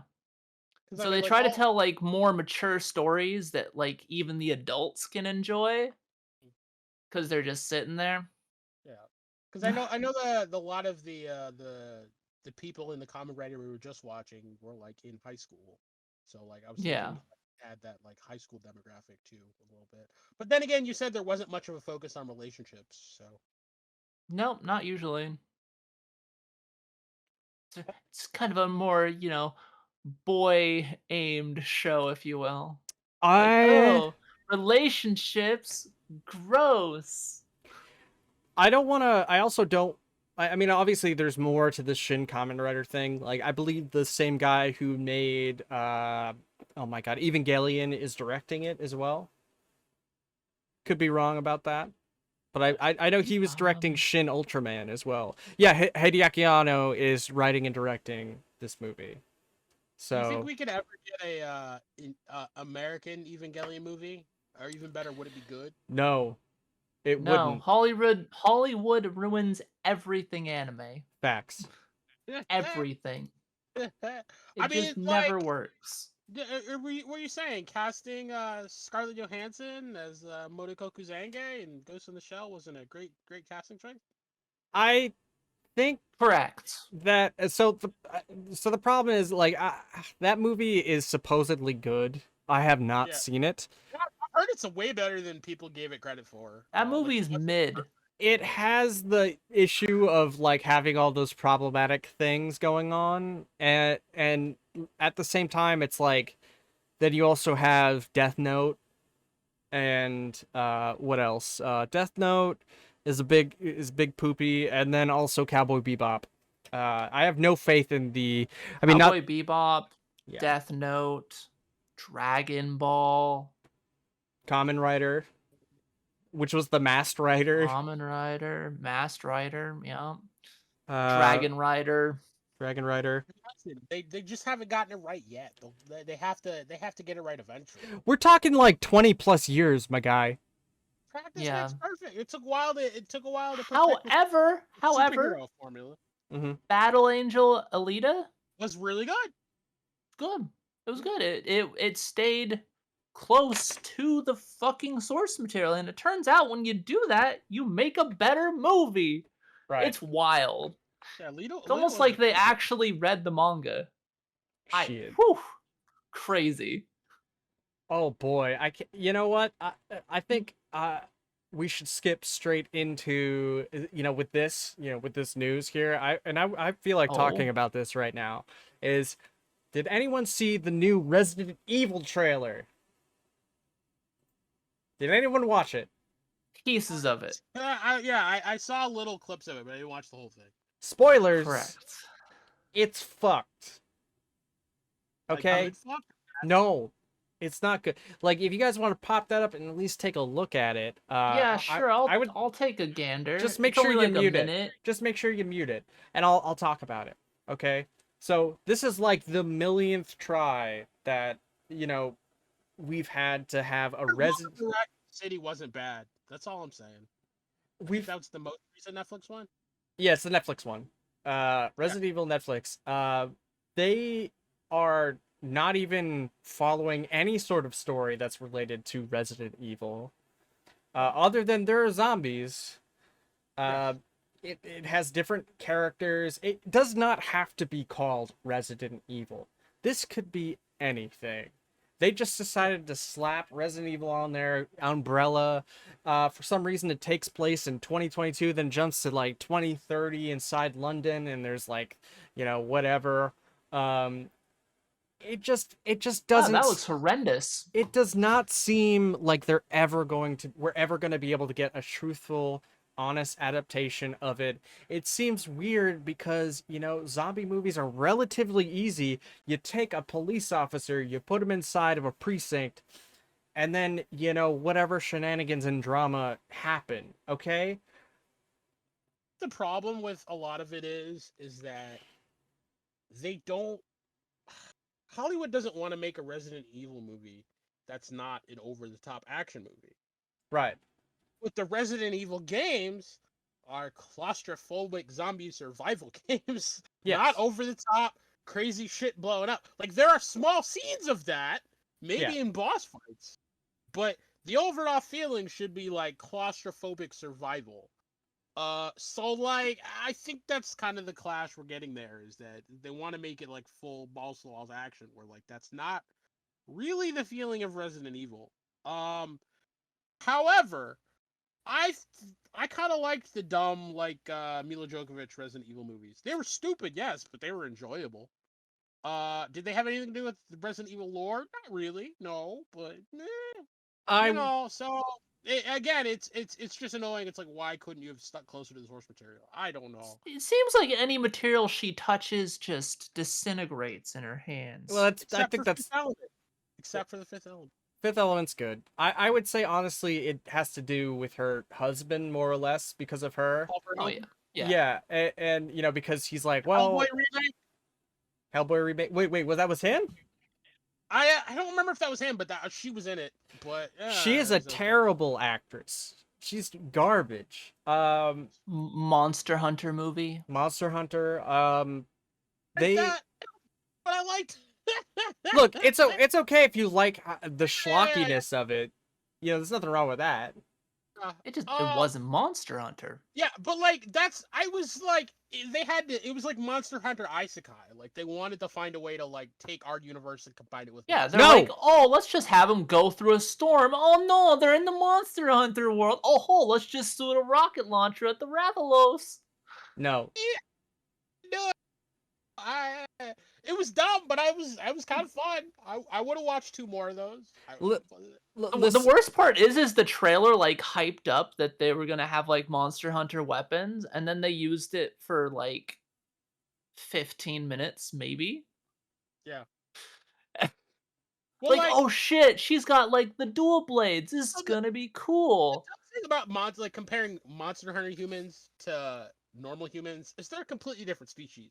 The Monster Hunter humans are literally superhumans. they could do so much crazy shit that a normal human would just be like a pancake. They're also like they're just raised that way. They're raised different. They're also like hybrid dragon people in there too. Like there's humans and dragons that are like, it's weird, man. It gets into some interesting territory. The whole race is like superhumans, so I don't even know how that'd be comparable. Right, yeah. I just think that I would love to see an honest adaptation of Resident Evil where they just, they shorten down the source material, let's say to the first movie. Or even 0, fuck it. Even though I don't really care for 0. That's kind of the classic problem with video game adaptations. It's like, how do you make that interesting? How do you give the audience something they haven't already seen before? Because they essentially have the story through the games. Like you have to add in things to like keep it interesting. And that's always the trick with adaptations like this. Is that like you have to do enough different to make people who've already seen the games want to come into it, because eventually the people seeing the games are just going to realize, well, this is exactly the same as the game. Like, why do I need to do the rest? You know what I think? I'm in the same camp, August. I think it has to have more variety. They have to up it or actually end up telling like a different story. And like unfortunately, tell a story from someone else's perspective that was there. Maybe that would be cool because you could run across characters that you knew or something, like in a parallel universe. But like, you can't just do the same thing as the games. Unfortunately, you have to do something different. So figure it out. How many times do we want Resident Evil 2's story? Yeah, I'm open. The remake game was amazing. I don't need that again. Yeah, exactly. That was the movie, the remake game. You're not wrong. Yeah. Okay, I can see where you're coming from. But hear me out. Hear me out on this one. Okay, what if instead they took Resident Evil, okay? Don't look at it as a zombie movie. Look at it as a drama. Okay? You stick these okay, cuz that's what zombie movies are supposed to be.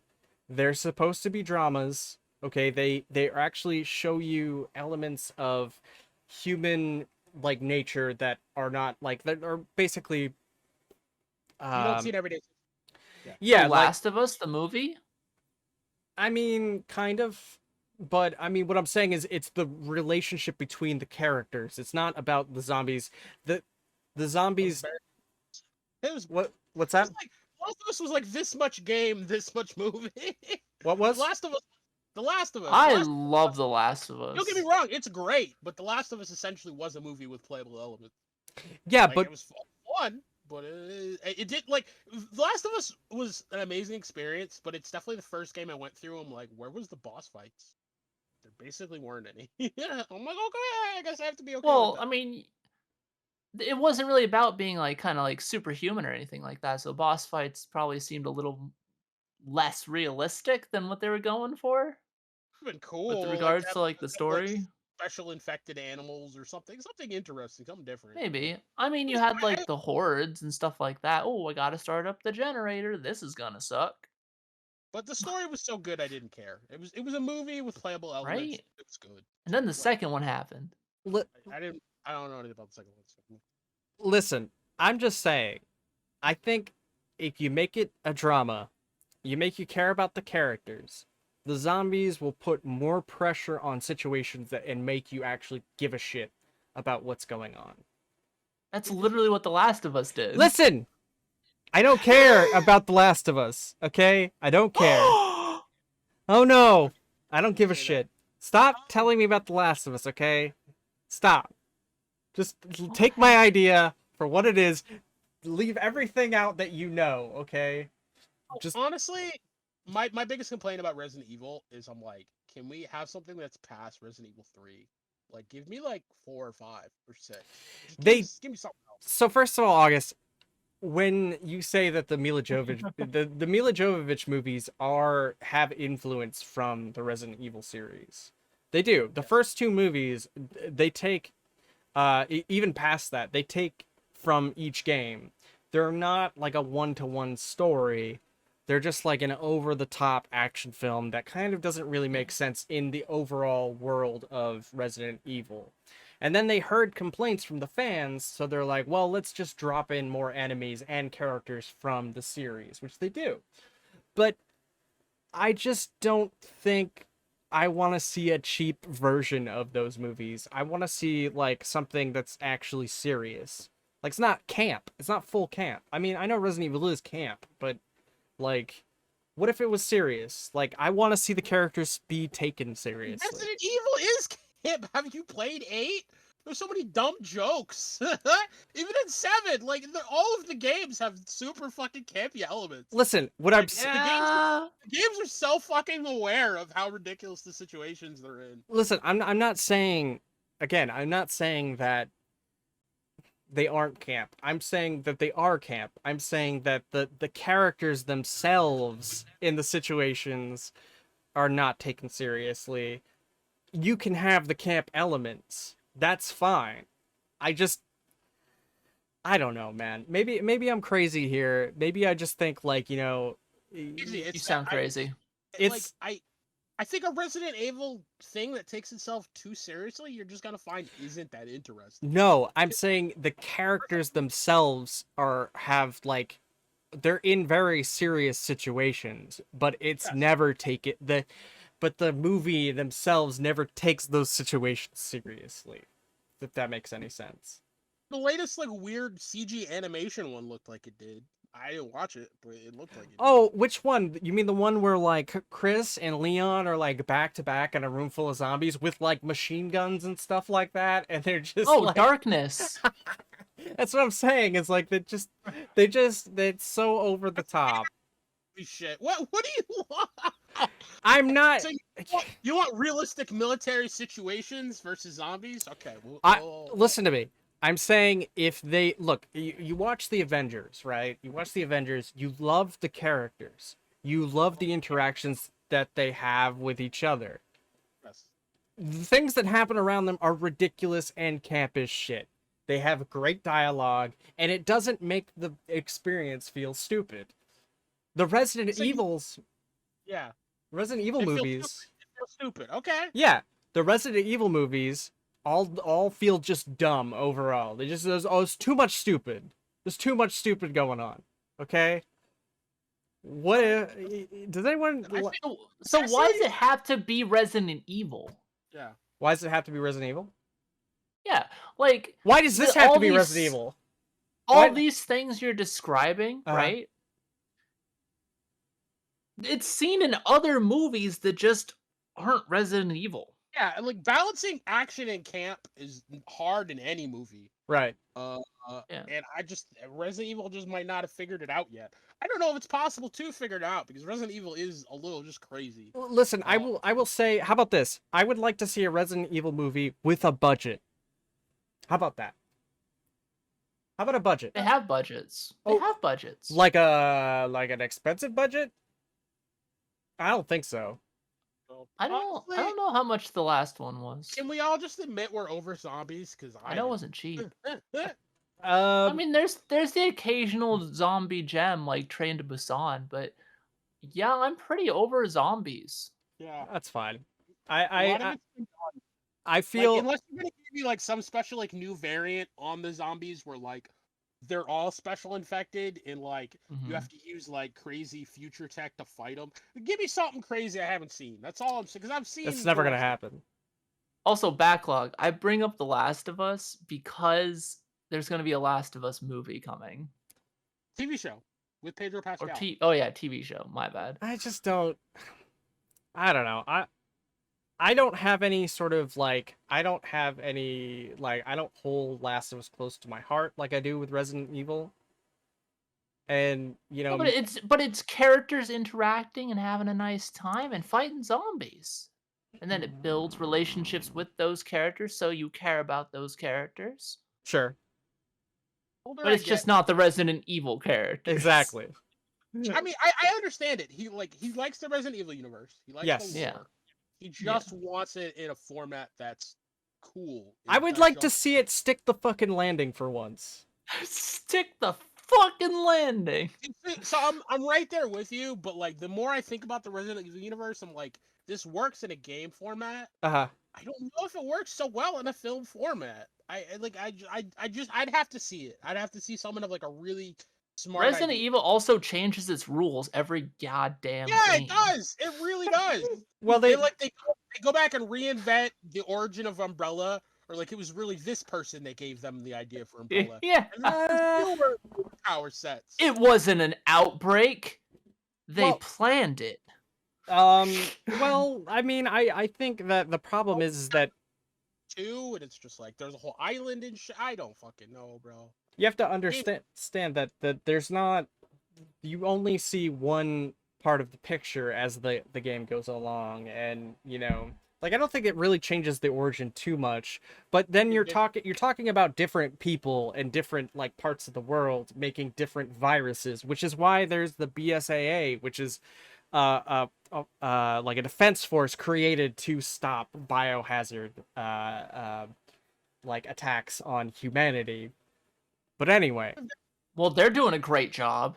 I think we've gotten way too deep into Resident Evil lore, or the Resident Evil discussion in general. But I think the idea is that this was a franchise written over like 30 years by a bunch of different writing teams that didn't really care what the previous person had done, and the whole franchise kind of shows it. Can you all wrangle that into one seemingly coherent narrative? Maybe. But is it worth it? I don't know. I would say just scratch it and start over. But The only semi-coherent narrative we have right now is between 7 and 8. Yep.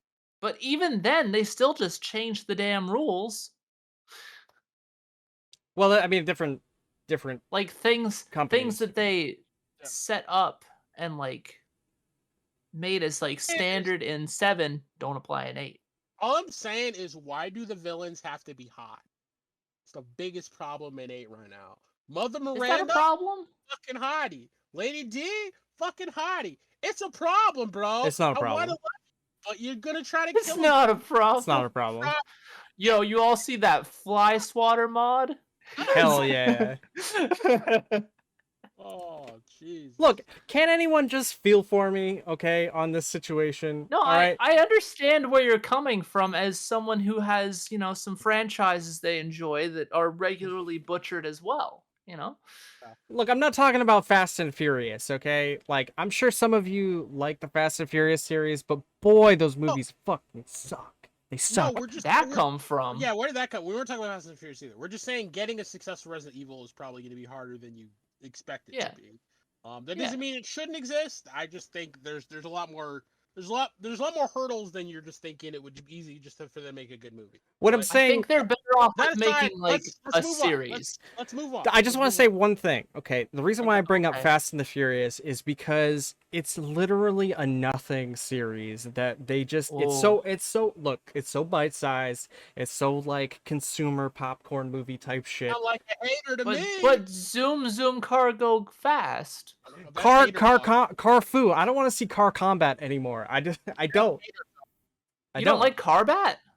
I don't want to see someone get hit with a car, like, as like a defense, in the air as two people are like colliding or whatever the fuck. Anyway, that's what they did with Resident Evil. Teamwork, they can pull it off. That's what They're they did with family. Resident Evil. Yeah. If it's a movie to sell cars, okay? No. I don't even know if it actually sells cars. Those It movies sells testosterone. It does. It does sell testosterone. That is true. All right. Vin Diesel is the true Sigma male.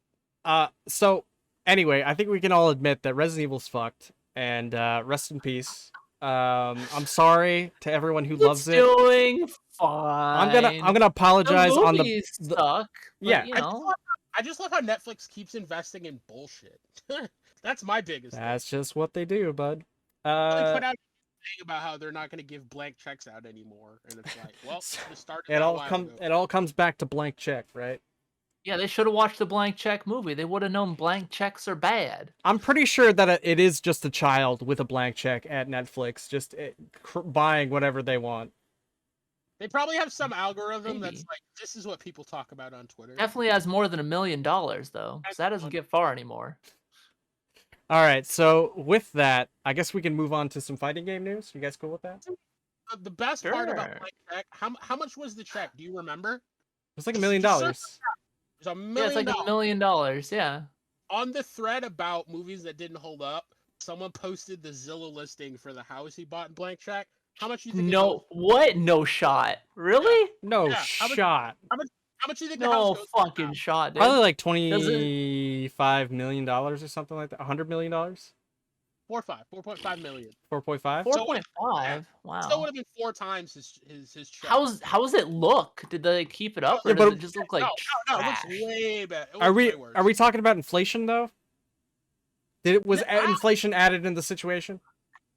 I mean, I That was like 30 years ago. was it 30 years ago? Yes, it was like 30 years ago, dude. I feel like inflation wouldn't be 5%. Like It's a lot. 20%. It's not 20%. Dude, gas was like under $1 back then. I'd have to redo the math. Dude, I can't find the listing. Oh wait, no, here it is. Here it is. What? Okay, hold on. Let's check this out real quick. Blank check. Movie. I just linked it in the podcast. Okay, so let's see. 1994, right? Yeah. All right. So what? Okay, so Oh my god. you said it was 4 million. Yeah, 4 4.5. million. 4.5 Are you putting it million. in in 1992. It says it's about $100 is worth about $206. $1 is worth, well, so it's like worth twice as much. Yeah, so it's The So- Zestimate it says here is almost 5 million. Yeah, so like $1 million is like over $2 million now. It's like so it's like this- 260. So he wouldn't be able to buy it really. Still, it would be like he wouldn't- still, yeah. Is the water slide still there? That's what everyone was asking. I don't see it. Yeah, probably not. Uh, unlucky. This place looks like shit. Oh my god. Did not care about it at all. They didn't care about it at all. It's just overgrown with vines. Poor I think it's thing. only 4.5 million. That's what I'm saying. It probably should have, with housing prices nowadays, it should have got up to like 20. Well, there's also no reason to believe that it would be 4.5 million in 92 as well. So Yeah, it was. Yeah, we don't actually know how much it was in 92, so we don't know the real price. actually, we could look it up. If there's Zillow, it should have like a price scale, but I doubt it goes back that far. In the movie, he bids on the house, and you know the exact price he gets the house for. Well, okay. Well, never mind. I don't remember it off the top of my We're head. delving into blank check way too hard. I just had to see the Zillow listing. Sorry. Okay, so let's see. So first of all, we'll delve into some fighting game news here. So first off is Nickelodeon All-Stars Brawl. Jenny and Hugh Neutron and Rocko were revealed. So Yup. Like, this is how I feel about this. I love that this game is still getting content, but it doesn't stop it from being a dead game. This game kind of trash, right? But I don't even think it was, yeah. Just no it's voices. fun. No voices though. That was the biggest complaint everyone had. They just wanted voice effects for their characters. Yeah. The game was kind of fun. I would have played it. I think I have a copy of it, or at least a key for it, but The animations are just so jank. The game just looks so weird as a whole. Yeah, it does. I'm like, I would really like to. I mean, I know people had made that mod, but I'm not sure if Adds sound. What's that? That adds sound. That adds sound. Yeah, there's a mod that adds sound. Yeah. I'm not sure still how to feel about the whole thing. So we got 143 players 23 minutes ago. Yeah, I'm surprised they didn't add Jimmy Neutron's mom to it at this point for the thirst trap factor. Yeah, but the dad's a meme. They have Nigel also. The memes are strong. Nigel Thornberry. So I expected this to have only 30 players. It's got like 140. That's pretty low. So it's still low for a fighting game, but it's not absolute garbage. You said that's on Steam? The Steam player base? That's on Steam Spy, yeah. Yeah, so that doesn't include console. Yeah, because it's on everything, right? Yeah. Yes. So console's probably a little higher than console. Jenny looks so out of place. Like, I watched the trailer earlier and I'm rewatching it now and I'm like, what the fuck? Jenny's model doesn't make any goddamn sense when you look at the rest of the characters. I'm still waiting on Shock Zone. Wait, Garfield's in this game? Anyway, go on. I'm just sad because, like, kind of leading into our next story, the player base for this might crater even further when MultiVersus comes out. Oh, for sure. They've just announced, because MultiVersus is A, going to be free to play, and B, I think they even announced they're going to do like an Evo tournament for it. So like, it's definitely going to get a big bump. It's going to be in Evo. So are we moving on to real quick? Is that moving on? Yeah. Okay. Sounds like it. So, yeah, I just want to point out the fact that remember when Skullgirls couldn't even get into Evo because they said it was too new of a game? Yeah. Yeah, but that rule's been abolished forever at this point. Plus like new ownership. Pokimane owns Evo now. It's Sony. Sony owns Evo now. But there were memes about it because like basically I think she's their like liaison to either she's like their liaison to the FGC or she's the liaison to the gaming division. So people were making memes about how like Pokimane controls Evo, which I thought were funny. Yeah, I think she just think more or of it less this way: owns it, Sham Show was out for like a month and it showed up at Evo. Yeah. Like, obviously, they've gotten rid of that rule completely if they're letting Sham Show in when it was out for a month. I'm excited about MultiVersus, though. Definitely going to be a Shaggy main. Because, you know... Full-on Shaggy main. It's got the ultimate power. I just want to say also, shout-outs to Purple Sharpie. I hope she gets to actually be an announcer a commentator, sorry, at for Skullgirls. So, uh, Is Purple Sharpie a friend of the show? she is a friend. Yeah, she's a friend of the show. Cool, cool. So Oh, hopefully she gets okay. to commentate. When I talked to her, she said she wasn't. Last time I talked to her, she said she couldn't say anything. So I'm hoping for the Oh, best. Yeah. nice. Don't want to be Well, like that. hopefully. Don't want to be like that one guy who recently was like, uh, you heard about the whole Fei Long story about Yeah, the Fei Long never coming back to Street Fighter. yeah!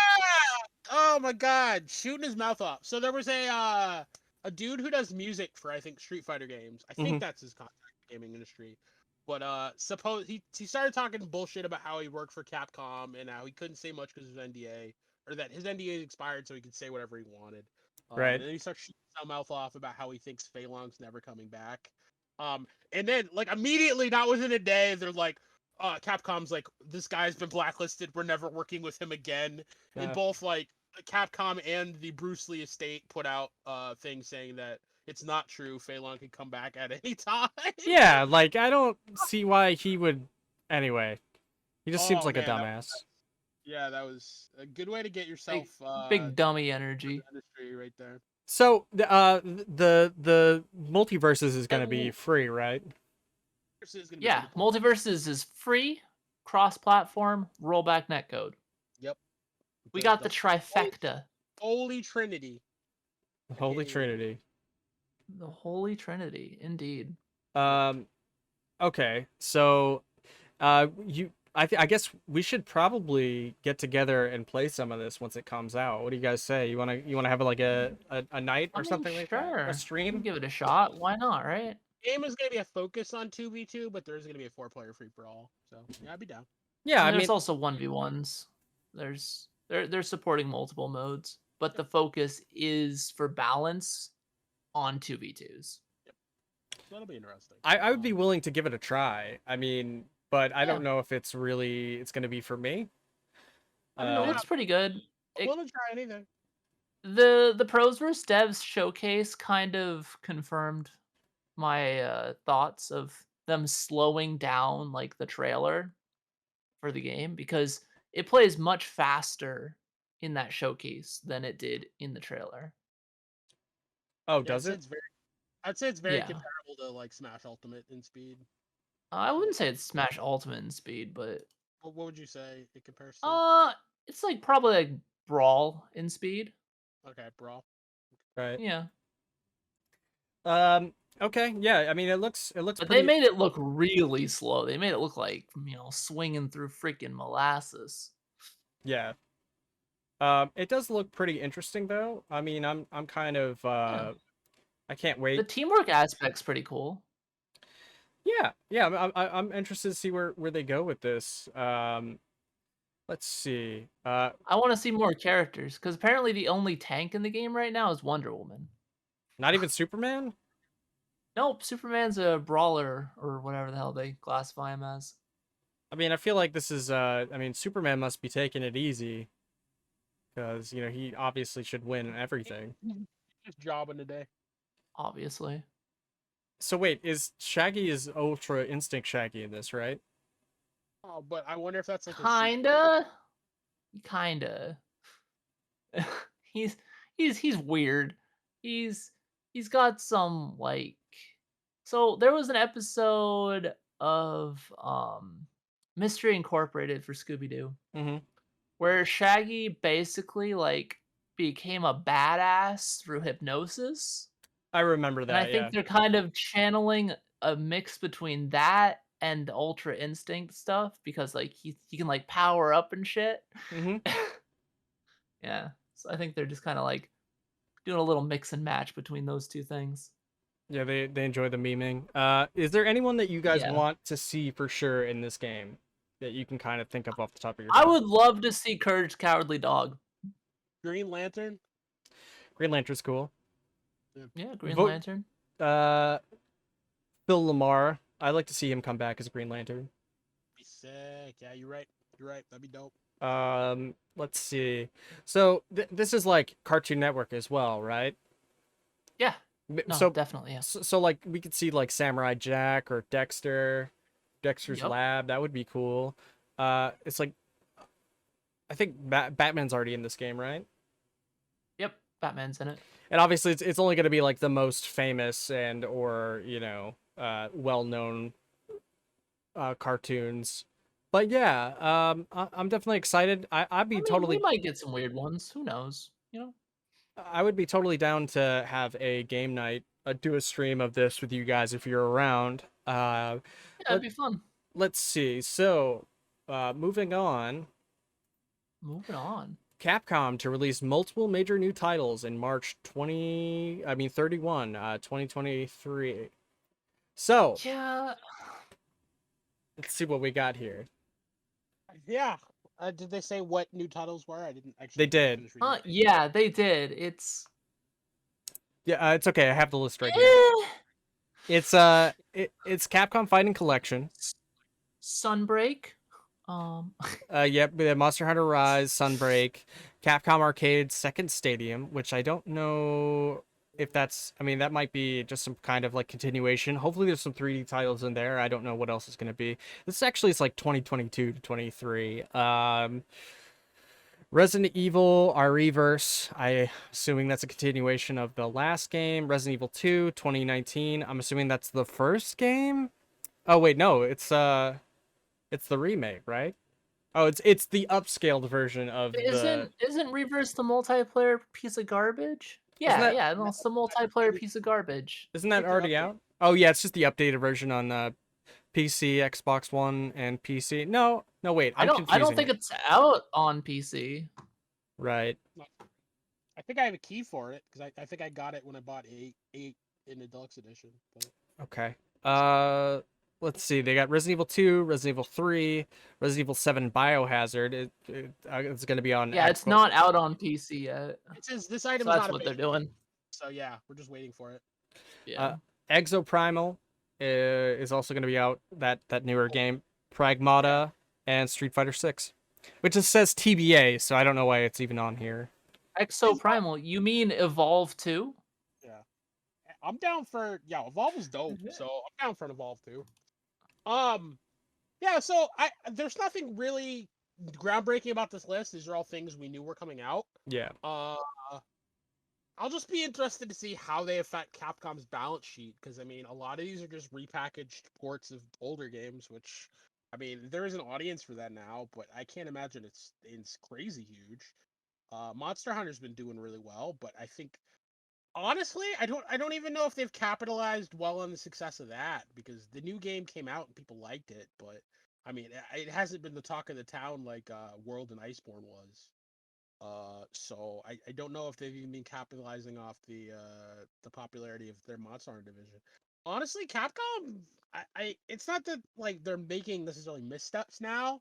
It's that I think they really need to be investing either into like smaller new titles that could get some good word of mouth for them, or the triple A's they go for need to be sure bets, and I don't think they've kind of either done either successfully lately. So I mean we'll see how Pragmata turns out, and we'll see how Exoprimal turns out. Those both seem to be like double A style games. But I don't know. I haven't. It's not that I've just been underwhelmed by what Capcom has been doing lately. I I think it's love fair. Monster Hunter and I love Monster Hunter Rise, so Mhm. I expect great things from Sunbreak, and it seems like they're just adding more, just like they did with Iceborne. I don't think they'll I just ever hope there's be. no like grappling hook. I don't think there'll ever be a Monster Hunter game that isn't popular at this point. Well, at least for now. So Rise is doing just fine. I'm not too worried Yeah. about it. There's gonna be another one. I'm kind of excited for Exoprimal. I hope it's good. I would love to see them actually give in to the idea of having like Dino Crisis characters in the game. What little I saw of it, I didn't like it, but it was very early footage, so it could easily change. Yeah, I think it's just more of Right? Like, the PvE type play style too, right? yeah. Like the Well, Resident Evil game. PvEVP, yeah. Yes. Yeah, Yeah. exactly. So Yeah, but I mean, as I said, I wish Capcom success. I like some of the stuff they have been doing, like the you know, what was that game they released? Ghosts and Ghouls. Their Ghosts and Ghouls remaster or new game was super cool. I like shit like that. I just hope they continue to kind of figure it out in the modern age because they're a company I want to see do well. It's just I don't know if they invest enough time into making new IPs, which I kind of wish they did. Yeah. But So Nintendo. Is there anything else you want to say, August? Sorry, I didn't mean to no, interrupt you. yeah, these are the stories I wanted to move on to most importantly, like 7 and 8. So yeah, keep going. Nintendo says the transition to its next console is a major focus for us. So it looks like they're So already starting to work on whatever's next. this is Switch 2. Switch 2? Um, Electric Boogaloo? so I feel like that's what everyone wants. Like I mean, the next story is kind of the same. Second part of that is like, the Nintendo Switch literally outsold the PS4 in the U.S. It's now the fourth biggest console in U.S. history. As it should. It's a great console. It combines 20 years of Nintendo handheld greatness with the ability to be able to play like a good 70-80% of modern games, or if not games that have been out for the last like 5-10 years at least. Right. You can play Skyrim on it. Skyrim's kind of old, but it's Play still Skyrim on awesome. everything.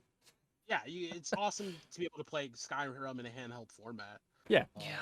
Honestly, I mean, like that's kind of what the Steam Deck is trying to steal back from them is like the ability to be like, well, let's see if we can step into this handheld market because the Switch is kind of blowing it out of the water with being able to play pretty much almost everything up to a modern game on it. And most indies are super lightweight games, so you can play most modern indies on it as well. Yeah. The one problem I'm seeing with a Switch 2 is that, like, again, could it fall in the same pitfall the Wii U Wii fell in that people are like, why I already own a Switch, why do I want to buy a Switch 2? I mean, people that are really into the tech, of course they'd want to upgrade. People that are like, I don't use my Switch that much as it is, or like, they don't really see the need to upgrade to be able to play modern things on their Switch. I don't see them upgrading. So is it worth it for Nintendo to invest in a Switch 2? Yeah, I think they should do a refresh, but I mean, will they have the same sales the Switch did? I don't think so. Not just for Yeah. an upgrade. It says it Um, says it's about 2 years away from actually uh releasing. Switch successor is at least 2 years away. Yeah. It's 2 or more because Nintendo says that the Switch is currently in the middle of its life cycle. Yeah, I was gonna say it feels way too early for them to come out with a sequel. I mean, other than Yeah. an upgrade. it's older than the Xbox Series X and Series S, and it's older than the PS5. I think they're announcing it because like there's so much criticism of the hardware in the Switch. Yeah. They want to kind of like quell the voices that are being very loud about that right now. Be like, yeah, no, we got something coming. It's okay, guys. I This wouldn't be In surprised 3 years. to see if this was just a backwards compatible like upgraded version of the Switch. I mean, well, I mean, yeah. you also have Nintendo being Nintendo in that they never don't want to make a profit on hardware. So, well, sorry, what were you saying about? Oh no, I was just saying that like I would be shocked if this was like I think this is going to be the 3DS. I think that's what they're going to go for. The DS. Which I know But I you're mean, worried about that being a pitfall. yeah. Well, I mean, a refresh will be cool, but at the same time, it's like you have to wonder if Nintendo's a little bit pigeonholing themselves in the fact that like they'll always just be the handheld console, which will play anything that's lightweight, Hmm. but won't be able to get beyond that. I mean, because Yeah. essentially, like that seems like the end state of their company. Because until they're willing to be like, we're gonna make a serious console again, which it doesn't seem like Nintendo's interested in. I They mean, they could just doubled down on that by putting in literally like a phone processor and a phone graphics card into the Switch. because Like, they're the guys, come on. yeah, because they're the only company that just like mandates they need to make a profit on hardware, where none of the other ones do. I That's why mean, they Nintendo makes a profit on everything. Like, yeah. think how long it takes for like an average Nintendo game to actually go down in price. Some of them go well. I them go up in price over time because they Some end their some run. never. Like, Yeah. it's ridiculous. Go online and try to find like an original GameCube copy of Melee. It'll probably be like $100. Oh, well, yeah, of course. Um, But I mean, like, during the actual, like, generation of agreed. that console, think about, like, Mario Odyssey. It's been out for years now. Yep. It still hasn't gone down in price. Yep. They Same still with want $60 for that shit. same with the Mario parties. At most, you can find them for like $10 less at like a Walmart or something. Like, Like, Breath of the Wild finally went down to, like, $40 or whatever, yeah, and Oh that wow. happened recently. yeah. Like, It's I want Nintendo to release another console. I would love it to be better. It's just that like I don't know if I I can don't think ever we're see. gonna get it. I just don't know if I can ever see Nintendo trying to do something like Yeah. we're gonna release a VR mode or a VR console. Like you saw how quickly like the Labo just disappeared into nothing. Because it I was mean, that was just a bunch of fucking cardboard, so, I mean, of course it disappeared. like a glorified tech demo. But like meanwhile, like even PlayStation is investing in VR. Xbox Yeah. probably will. I don't know what Microsoft is really deciding to do in the VR space yet, but I'm sure they'll come up with something. At its And core, Labo was brilliant. Nintendo just put some fucking cardboard and, like, stitched some shit onto it, and they're like, "Alright, here you go. Give me $70, please, for some no, cardboard." the Labo was smart. I'm just kind of sad they didn't keep going with it. Like I think they wanted it to be a cardboard toy. It didn't realize the potential to be like, okay, let's actually just remaster all of our old first person games and just have them in like VR mode. I think they Uh, were just too greedy with it. yeah, They I made think. the Labo stuff too expensive, because Well, they at the think. end of the day, it's literally just cardboard. Yeah, well, that's what I'm saying. They think like a toy company and not like a video game company, and I think that's always been the biggest thing holding them back. Yeah. I mean, even toy companies, like, kinda side glance at Nintendo, like, "Really, guys? You're selling cardboard for, like, $70? The Wish we kits had thought of that." The kits now are even more expensive. I looked at a kit the other day because I kind of wanted to try it out, and it's like 120, and I'm like, I don't want Yeah. to pay 120 for that. I want to try it, but I don't want to try it that bad. Meanwhile, like there are third-party headsets that essentially you can like put on your face for like $30. Now, will you have the Labo games? No, you probably have to crack your Nintendo for it, but you can do it. Hmm. Um, but yeah, I mean, as I said, one of the other articles I found about this started talking about how essentially their new strategy going forward was try to blend hardware and software, which I take it to mean there's just going to be more subscription tiers, and it's going to go farther in their catalog. Like there will eventually be a GameCube subscription tier, there eventually be like a Wii subscription tier, and while I don't hate that, Hmm. because I think it's a cool idea, I'd rather they just sell me the games outright. But if you're gonna do Yeah. something like that, be innovative. Like Nintendo really needs to go the distance in upping that. Like there needs to be a dedicated voice chat. That's good. It's not garbage. There need to be dedicated net play. That's good. That's not garbage. They need to like set up so like how sweet would it be to be able to play the original Pokemon stadiums, like the mini games online versus your friends? You know what I mean? Like I they need to mean, invest. go They on. need to invest.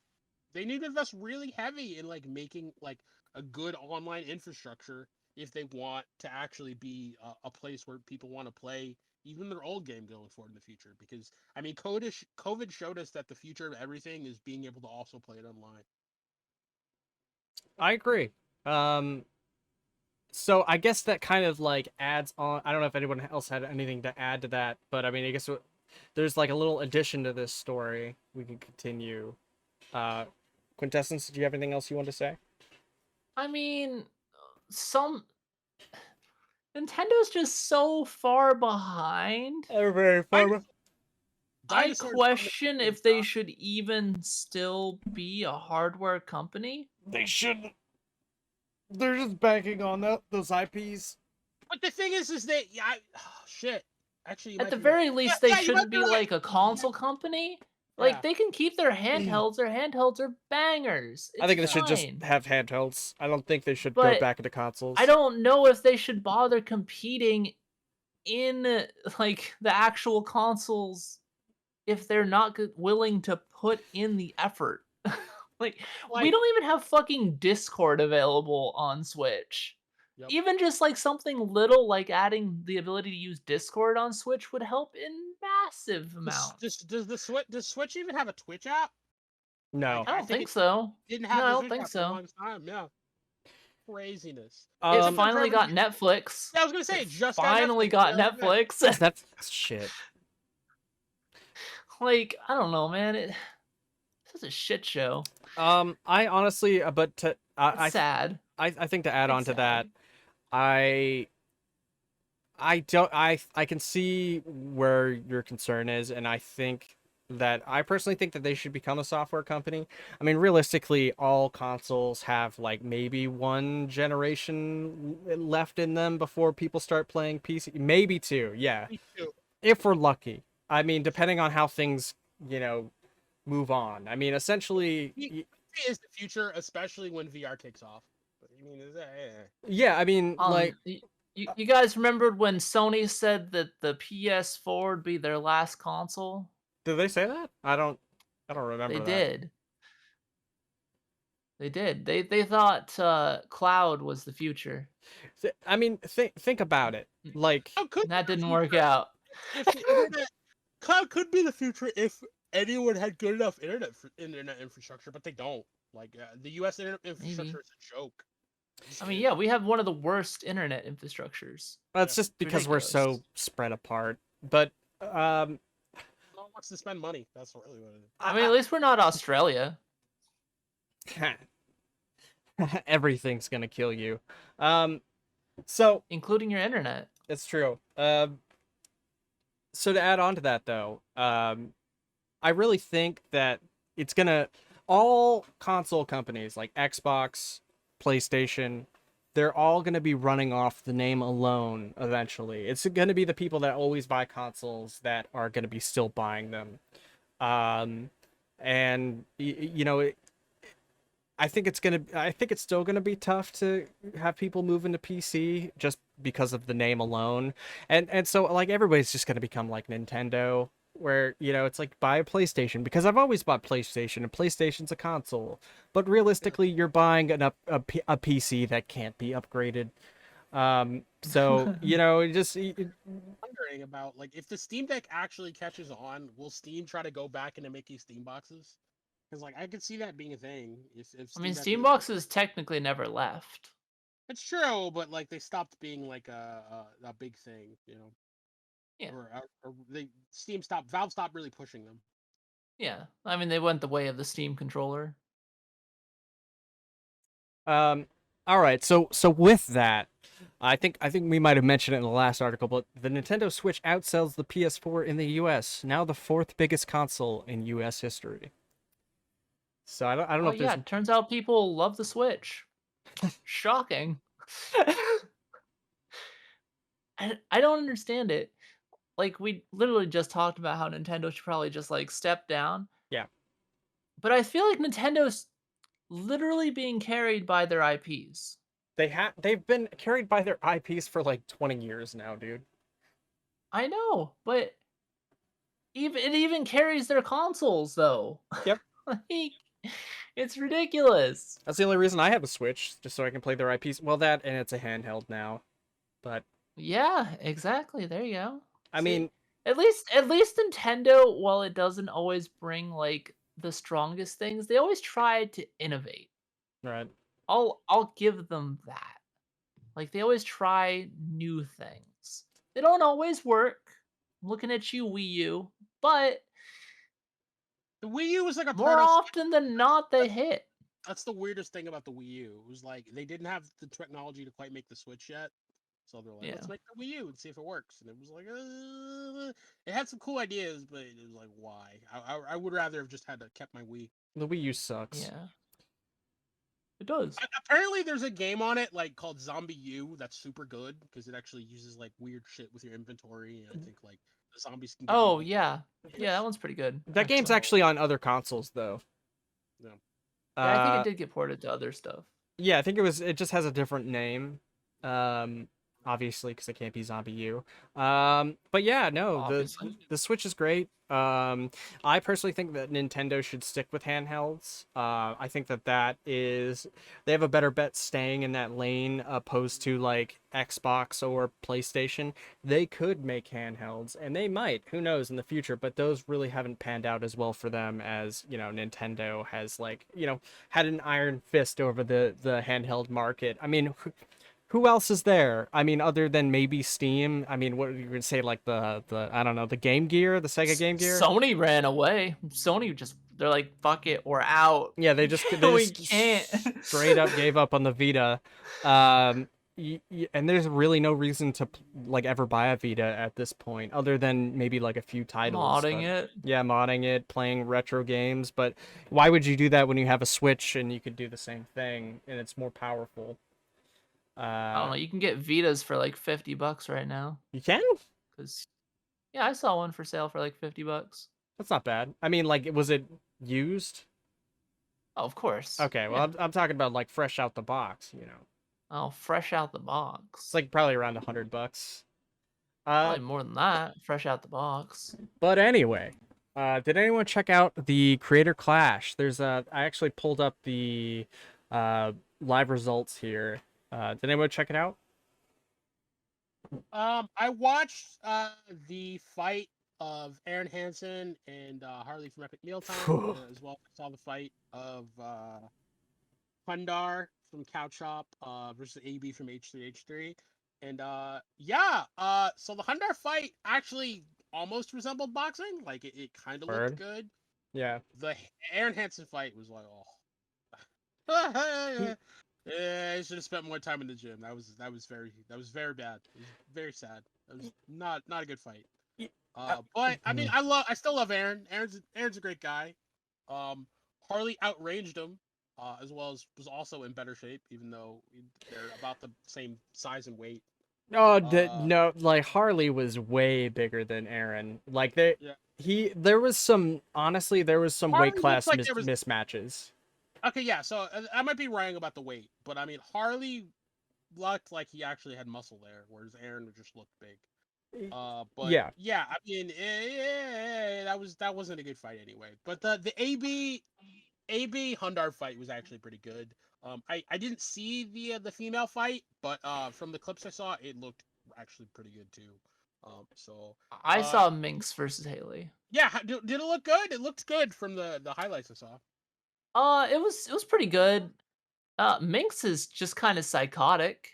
Yes. She's just grinning and smiling, and the like more she gets punched, the bigger her smile, and I'm like, oh Jesus. She's just stacking like her bloodlust.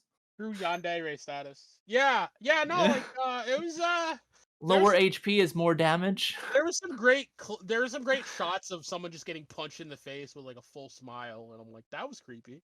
But yeah, no, it looked cool. I don't know, man. Like I originally thought this idea was really stupid. I want to say it's still really stupid, but it was actually entertaining, so I can't hate it. They fucked up all the weight classes. Yeah, I want to hate it. Oh yeah, the heavyweight class was dumb. There was like a 70-pound split at one point. It was iDubbbz versus Dr. Mike. Dr. Mike. That was fucked up. Yeah.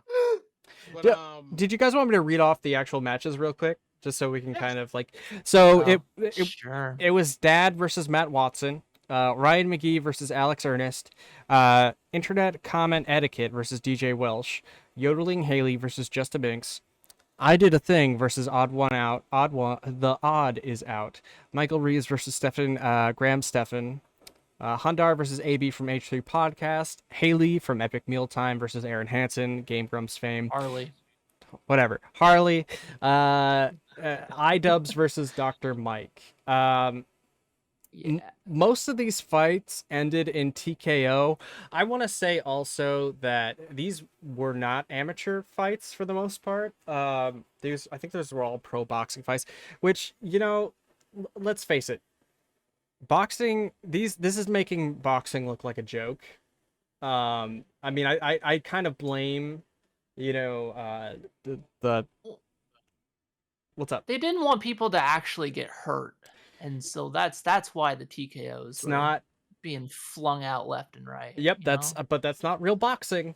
I mean, I get it. it's not. I know. I understand. They're babying Like them. in Minx versus Haley, the TKO got called when Haley kind of like ran away and then like reassumed her stance. I Like didn't she get could her. still fight, There was no 10 count. but This has to be amateur yeah. boxing. This has to be amateur. Well, So this looks like an it's. exhibition then, actually, more or I mean, less. this is literally Yeah, less than amateur, right? Because Exhibition, yeah. these they're not even amateurs. No, so the thing is that the problem with boxing is that They've trained for like 4 months. the problem with boxing is that anybody can get a pro title, like the title of a pro. You don't have to be an amateur. You can just skip amateur altogether. You don't have to do it. A lot of times people only do amateur, like let's say if you're going to into the Olympics, or you just want to, you know, you want to groom yourself for a pro boxing career. But yeah, I think my biggest problem was when I was watching the matches was it's amateur. It's you're watching people who have boxed for 4 to 6 months maybe.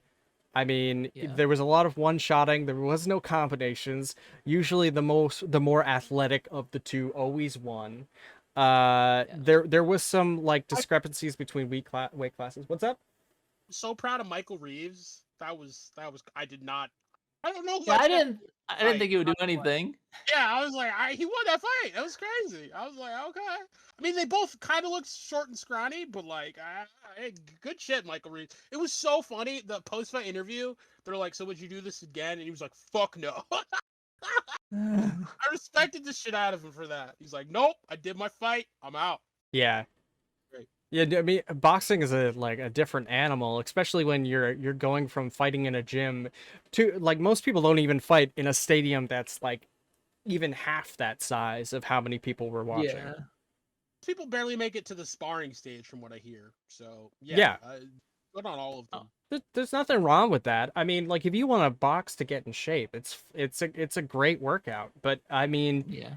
like when you're actually in a ring with somebody, like the amount of adrenaline dumps you have, like the you know, you lose all your energy, you know, anxiety, actually getting punched by someone seriously, you know, there's a lot that goes into it. But There's the Yeah. classic, like everyone's plan goes out the window and they get punched in the face. You know. yeah, Well, and yeah. apparently Dr. Mike had already done some boxing, so he had a bit of edge. Well, Dr. Mike was also like he's a physical specimen, and like I said, Oh yeah, he's ripped. yeah, he's ripped. And 9 times out of 10, it looked like pretty much anyone who is the more athletic, you could usually always guess like that guy's gonna Yeah. win. Like even Props to IDub for hanging in there though. Yeah. Props yeah, to AB also for getting some good shots on Hundar, even though he ultimately lost. yeah. I mean, And I then was Haley versus Minx. Minx was bigger, meaner, and crazy. yeah. So I'm saying it's like there it just didn't The- look like it looked like people just I don't know, kind of scrapping, and then once they kind of got yeah, like a little hurt or dazed, then they just like they stopped the fight, which is why they there's so called many. it. Yeah. Yeah, there's so Yeah, many it's TKOs. Yep. Not to mention they let them have a 5 round. Everyone had 5 rounds instead of 3. If those were 2 minute rounds. two, yeah, this 2 minute okay. rounds instead of 3. Yeah, Yeah. it's 2 minute rounds instead. Well, yeah, it's 2 minute rounds instead of 3. I think like it varies between boxing, but like Nobody but Dr. Mike would have survived like the 3 minutes rounds. Everyone would just be like, but yeah, you could tell, but like most of these people by the second round they were already gassed. Like it was yeah, pretty exactly. Yeah, bad. completely. Yeah. I hate to be the snob, the I'm boxing not saying snob. I would fare any better, but No, I'm not saying I would either, but I mean, like I would. I don't know. There was also a professional undercard, which is kind of ironic. But I'm not familiar with either of these boxers. But yeah, I was watching halfway through it before I started the podcast, and I'm excited to see some more matches. So I'm a bit I sad. recommend Minx versus Haley. That's literally the next fight. It was probably one of the best fights, Yeah, that's the one I want to watch too. unironically. But I'm a little sad that like we didn't like. So, was there any reason they made it like a boxing match as opposed to like an MMA fight? Because Rather be an MMA. MMA Fight. is Because- more dangerous. no, it's not. It's not more dangerous. It's actually Yeah, safer. it is. No, it's not. Well, I mean, For it's inexperienced people? yeah. for- I was gonna say for For inexperienced, inexperienced people? No. Yeah. The- Inexperienced people, MMA is way more dangerous. no, okay. So people think MMA is more dangerous, but usually fights are stopped a lot quicker in MMA because there isn't a 10 count. In boxing, there is a 10 count. So that means that even if you get dazed, hurt, knocked down, you can continue the fight. All you have to do is show your hands. In MMA, even if there's grappling and you say like someone pins you, starts punching you, it still counts as a TKO. The fight is stopped completely. So it's usually just assumed that because it has this sort of like advertisement of being more brutal, but realistically, statistically, it's not. It is not. There's less concussions. Yeah, but I mean, again, we're talking about the stats. of Well, people boxers fighting. also punch way harder, right? No, not necessarily. I mean, like that's a strong assumption, but like there's Well, that's actually boxing and MMA are two different animals. You can't really Yeah. compare the two. There's also like weird fair. physics about like the spreading out of the impact due to the glove versus like concentrated in a fist. Well, yeah, not only that, but you have Yeah. like big puffy gloves. You can stuff more punches. Like whereas like MMA gloves, like you have to grab, so they have to be smaller. There's just some stuff on the knuckles. That's about it. Well, I mean, even then, like boxing gloves do not hurt. I mean, they hurt quite a bit. I mean, headgear really doesn't even do anything for you. It's only meant to kind of like stop cuts, and that's about it. But I mean, I only say this as someone who's like watched a lot of fighting and or has done some fighting himself. So I mean, I don't mean to be that guy, but No, I agree with you. I definitely think it's kind of a misconception that MMA is necessarily more dangerous, but like obviously like I would say MMA has so many component skills. An untrained Yeah. person trying them would be more likely to injure someone than an untrained person just boxing. Because like an untrained person doing submissions, you can actually kill somebody. An untrained person Yeah, exactly. That's where I'm at. So, okay. So here's how the submission thing works. Okay.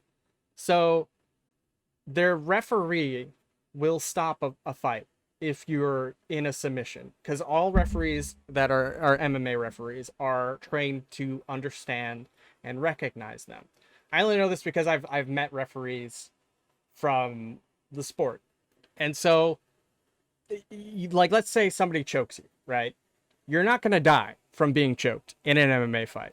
Okay? So when people pass out, there's still quite a bit of time before somebody actually dies. So like in a movie, you know how like you see somebody grab somebody by the throat like this and they like pass out and like, oh, they're dead. That's not how choking actually works. That's how people think choking works. So the thing is that person in like once they just pass out, right? They're not really dead. They're just passed out. That's it. So but it's a movie, so it's like really exaggerated, and most people don't really know how choking actually works anyway.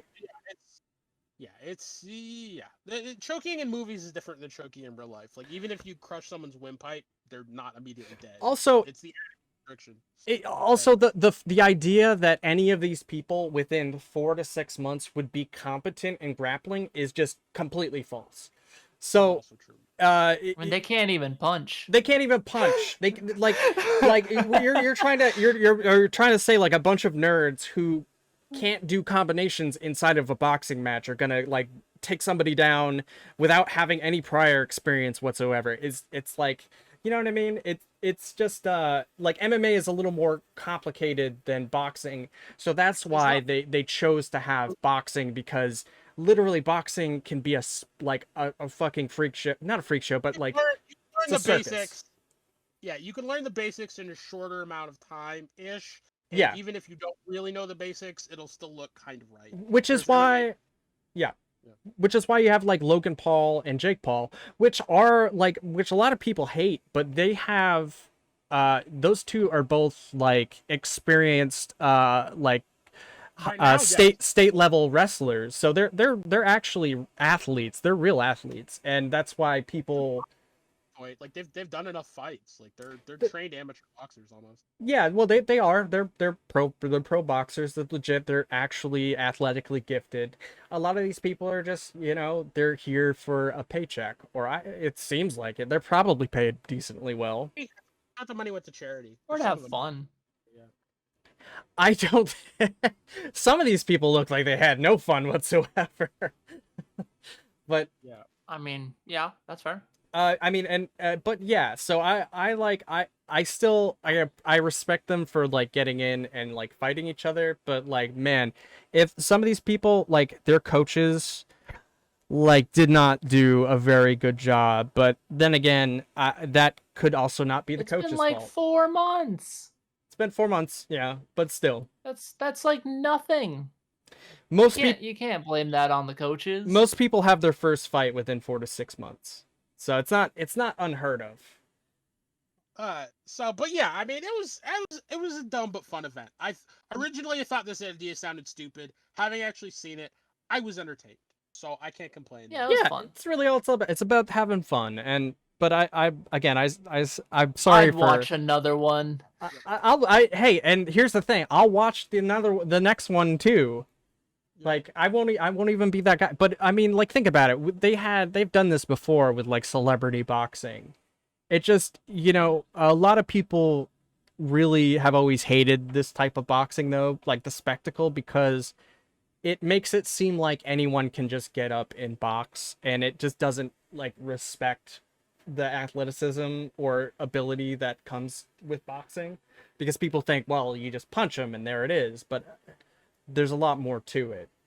Wait, I can't watch a boxing anime and then become a pro boxer? Is this what you're trying to tell well, me? Well, actually, Dad, who's a Keith Apicary, he actually had like Ippo tattooed on his side along with One Punch Man. They showed it. I saw that in the ring. And like as soon as I saw like Dad or Keith Apicary, I was like, oh yeah, he's gonna win. That dude's an incredible athlete. Especially like with his stunt work and all the stuff he's ever done. But yeah, did anybody else have anything they want to say about this? It was dumb but fun. Really. When you originally told me about it, I was disappointed, but now I'm like, okay, I don't hate it. Eventually, I could grow to hate it if it becomes too cheesy. But this was the right amount of like silly fun that I didn't hate it. You know what I mean? Yeah. Like now, if they do like 5 more of these and they become a little bit too commercial, but for now it was okay. If they do more of them, they need to be less lenient on the TKOs. Yeah, I mean, obviously like they were really kind of trying to consider. She stumbled. Well, that's it. TKO. Honestly, you know what I want is I want like a whole like creator clash sports franchise where like it's a different sport each time. Like I'd love to see a basketball game between these people. That you know what? I would actually like that too. A hockey game, it's a soccer game. Yo, like this could become a thing. Yeah, but badminton. Yeah, but would you really want to watch a bunch of like unathletic kids play basketball? I did it at school all the time. Really? That sounds funny as fuck. Why? You could just go to the basketball court and see the same thing. It's not enough. They need to be famous so I can make fun of them. Okay, I get it.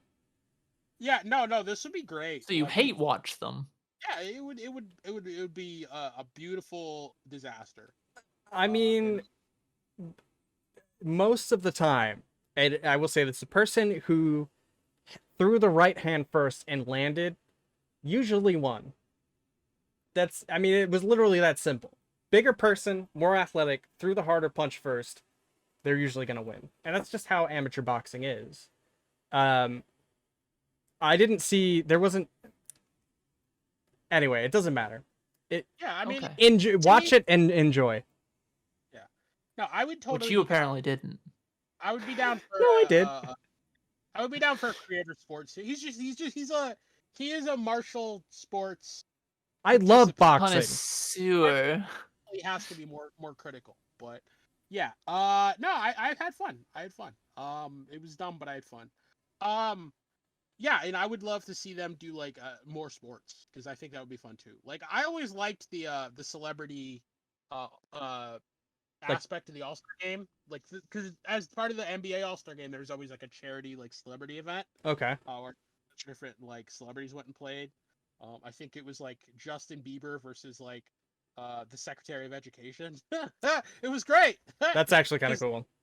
He's awesome. Yeah, no, 'cause the Secretary of Education under Obama like played basketball, as did Obama. Like they used to play together. I think it might have been the dude who actually like elbowed Obama in the face. And it's like always interesting to see like when like a famous person or like somebody like some figure is actually like athletically good and like good at like playing basketball, and then like they're not amazing but they get a good pat on the back. Yeah, no, I think Ludacris played that game too. It was just fun. It was fun to watch. So I'd be down for some more like dumb creator celebrity sports.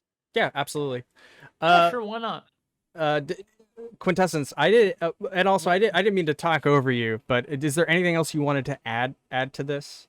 I mean, like, I know I say a lot, but that's as somebody who loves boxing or combat sports in general and grew up like competing and stuff like that.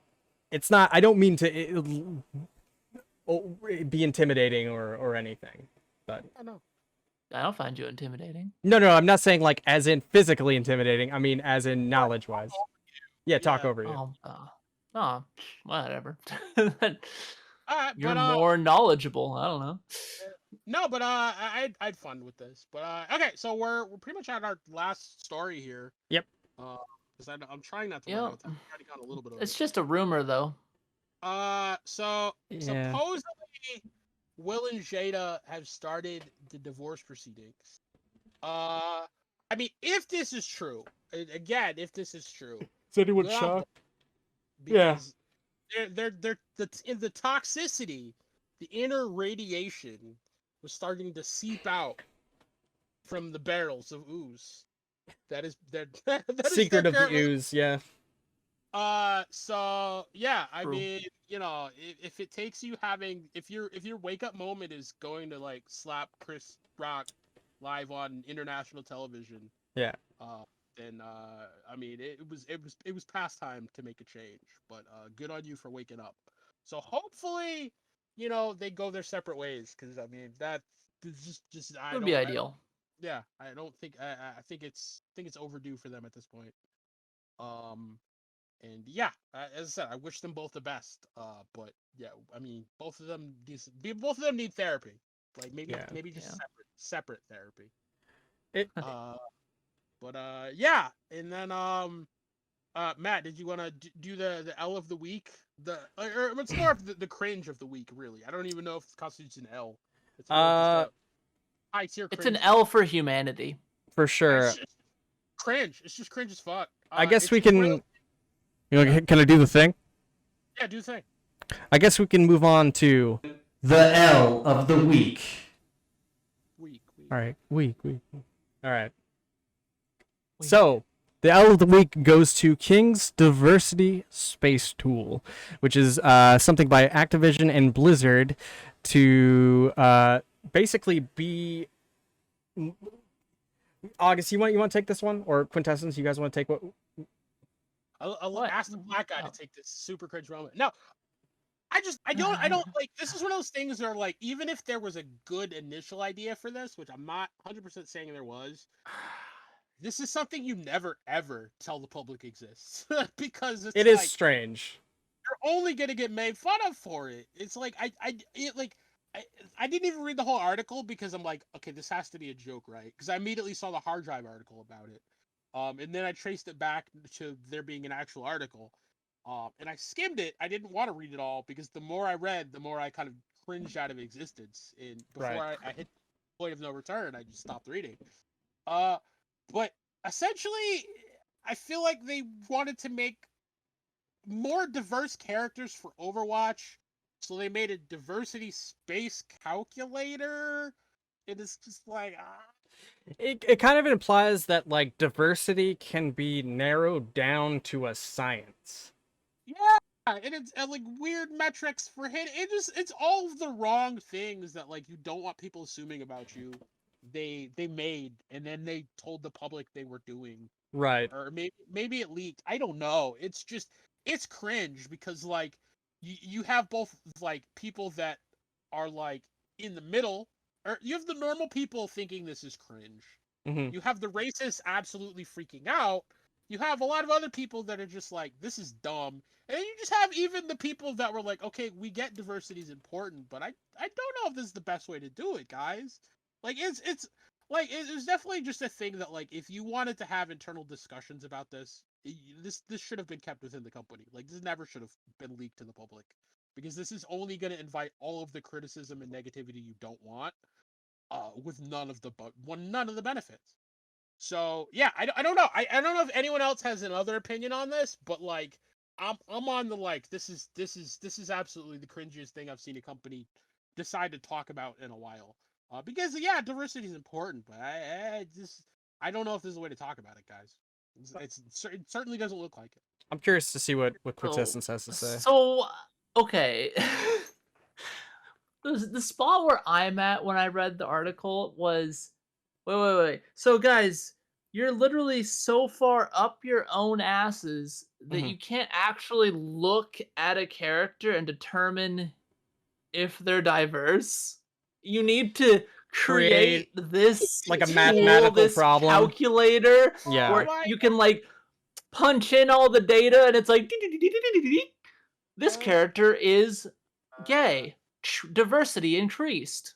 This character is black, diversity increased. It's Yeah. so stupid.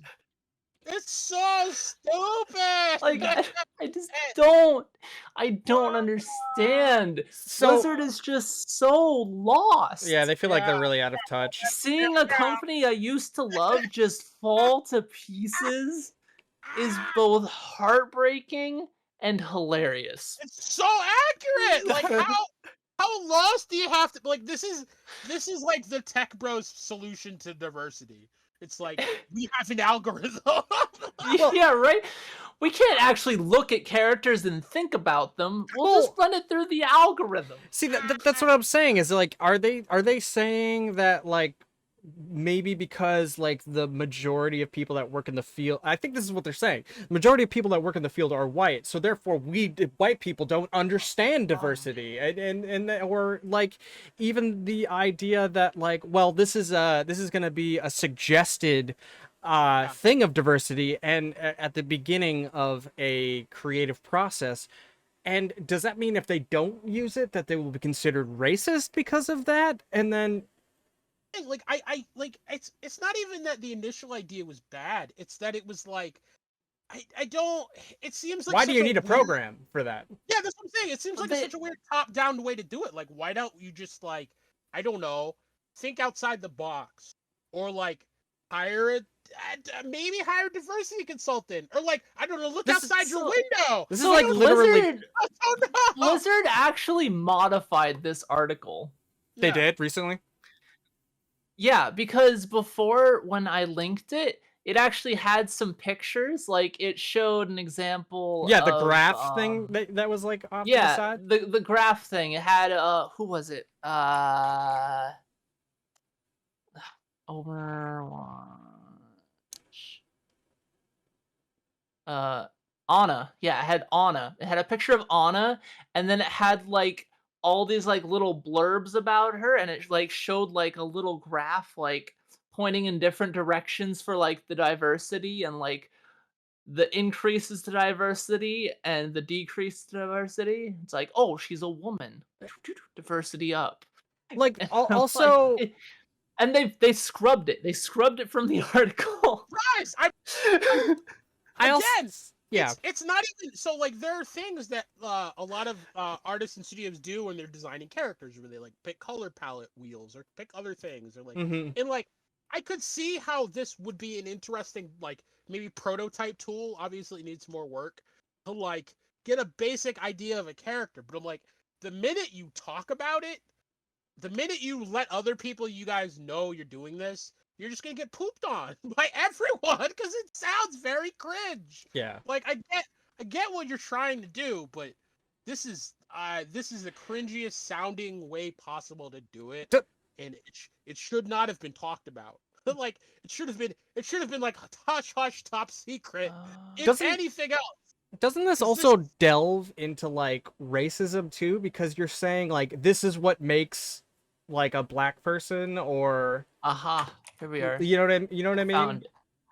I found the thing they I scrubbed. don't. It's so it's just like it's just it's a weird uncomfortable gray area of Yeah. like I don't know how I should feel about this because I get how increasing it Am I off by that assumption, or no like no? it, Because I I don't know. It's one of those things where like yes and no because it's like the terms really mean what we apply to them. So yeah, if they're applying to them certain like stereotypes and connotations on their own beliefs, then yeah, it absolutely does become cringe. And more cringe, it becomes kind of like stereotypist. yeah, Uh, yeah, exactly. and I don't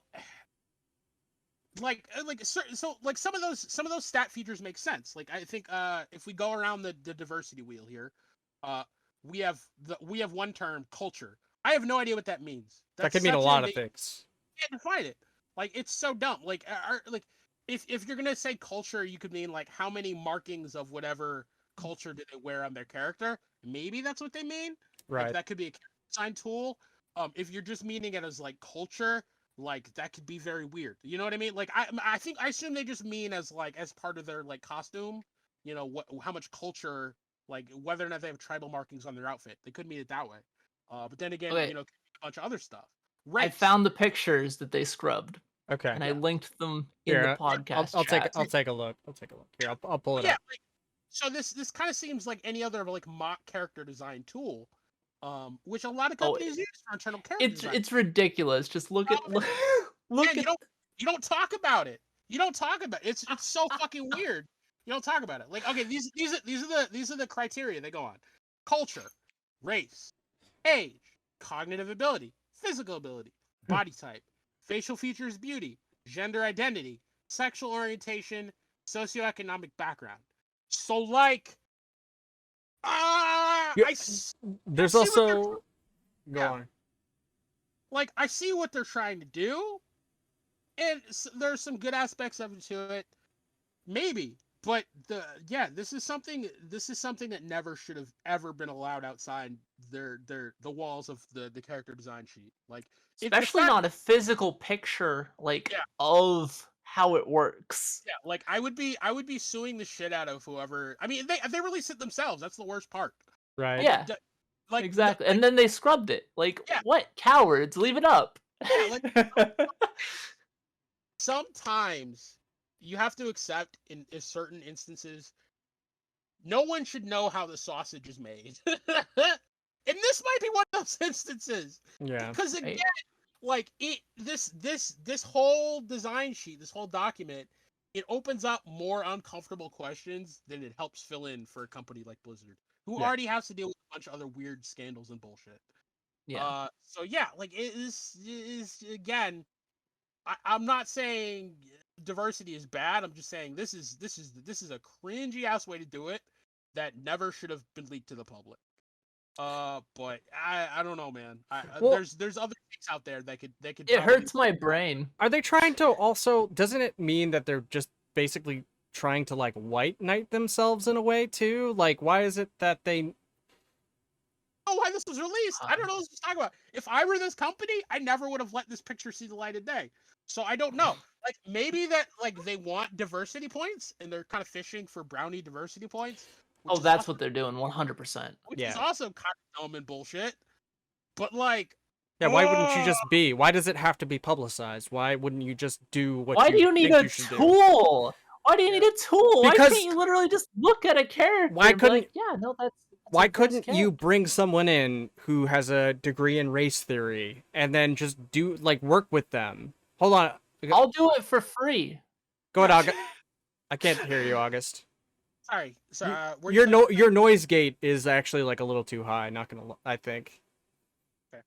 let me see if I can turn it down. Yeah. Ooh. I feel like it's just not out of the realm of an average person to look at a character, look at what that character is about, and be able to determine if that character is quote unquote diverse enough. Well, like maybe not. I don't know. I mean, they should be able to do better than. Yeah, it's just such a weird like. It's. I guess a lot of people are. I don't. It's so weird to see a graph of something like this. Yeah. Because it seems Right? very qualitative. So seeing like a physical graph of this is just like I don't. What do any of these data values mean? But yeah, I The mean, points on the little circle. yeah, I The don't know. diversity circle. The diversity circle. But like like on the one hand, Blizzard's Overwatch characters are super diverse. I got to give them points on Yeah. that. I mean, if they've been using this tool like this all along to get the character spread they've had, I'm actually kind of impressed. But at the same time, I think Blizzard, the Overwatch creators confirmed that they didn't use the tool. Okay, well then I don't know why it popped up now then. Also, But yeah, is it like I don't know. The diversity tool was developed by teams working on Call of Duty Vanguard. Is it supposed to be offensive? Is it the idea to avoid like being offensive that someone of that same diversity didn't create that character? Is that like also what? I don't think so. No, it's just I think it's their way of trying to like quantify diversity so they can make more of it, which is like I don't know how I feel about that. I really don't. There's a lot of cringe to that in that you think a diversity can just be a metric you throw on a dartboard and be like, okay, they need to up the diversity quota, and we plug some things in and poop out pops a more diverse character. Like that's a little weird to me. That's a little suspect. I think Calculating. that kind of misses the point. I think. Yeah. Maybe. But Sure. who am I to say? I don't know. But I yeah, don't this is just Blizzard weird. hella cringe. That's all I gotta say. This was just weird. This was like an unforced error, or like not unforced error, but like some unforced cringe that nobody needed. I just can't believe they posted it. Yeah, I could see it being leaked. Yeah, but they were just proud of it. They're like, no, this is awesome. We've been working on this, guys. And then immediately, like the Overwatch team's like, wait, we didn't use this tool. Don't rope us in with that. It's like whoa. Yeah, Hold up. If they'd stop for a second to like ask any diversity consultant, they at least would have been like, okay, well, hold on a second before you release that. Let's have a press release about diversity and why we think it's important. Like soften the blow, something. But don't just release it and then expect pats on the back. This is a little weird. Well, like your algorithmic diversity targeting algorithm is a little sus. I mean, they probably thought they'd be applauded. They're like, oh, they're bringing diversity. But then everyone's like, I mean, they are, yes, correct. But why can't they actually just literally make their own diverse characters instead of using some kind of algorithm to decide if something's diverse? It just seems very, very sus. They also didn't they say that they had been working on this for like over 10 years or something like that? For like a long period of time? Yeah. I don't think so. They started work in 2016. Yeah, that's a long time. Yeah, it's been a while. To make an algorithm? Algorithm. So apparently it was used in the early times for COD Warzone. I mean Vanguard. COD Vanguard. Like I can't think of a more diverse game than Call of Duty. Truth. All those brown-haired 30-something males. White males? Indeed. Anyway. This is just definitely a gaming facepalm moment. Yeah, it's a little strange. I couldn't think of anything better for an L of the week than this. Yeah. And I'm glad it was chosen. I agree. It's just because it's an L for Blizzard, it's an L for humanity. It's an L for the ages. I'm honestly surprised that Amber Heard or the Supreme Court were beaten out by this, but I mean, hey. That was technically last week. I mean, granted, we kind of skipped L of the week last week. We did. Those both kind of deserved it. last week. We just kind of ran out of time. Yeah. Yeah, but yeah, you this know, is eh, it's not as it's fun. old news, you know. It is old news. It's old news. It is not as fun. This is the fresh stuff. This was, on the 12th, Hot 3 off days the ago. Yeah, bro. And then scrubbed on the 13th.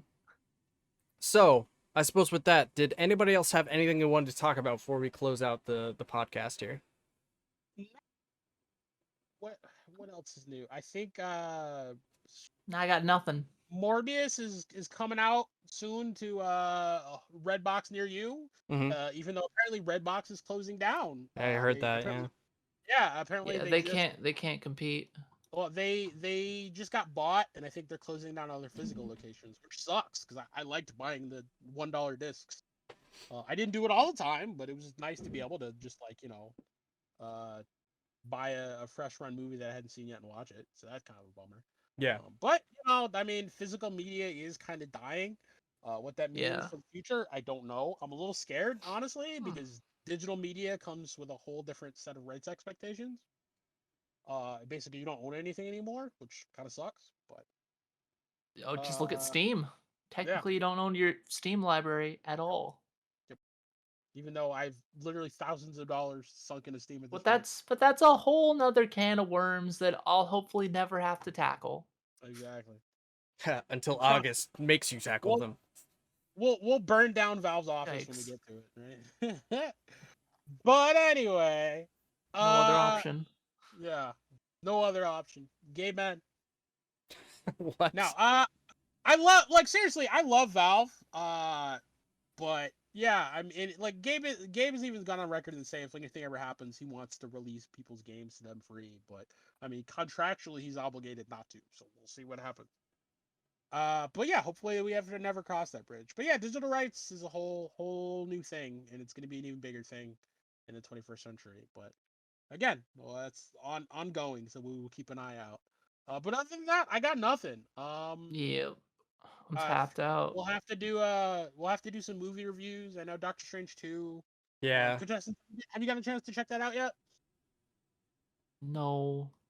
Well, if you do, let us know because we're gonna try. I hate going to the theaters. I'm gonna be brutally honest. But it was Doctor Strange. Dose. I mean, that's fair. I love Doctor Strange, but This movie was a doozy.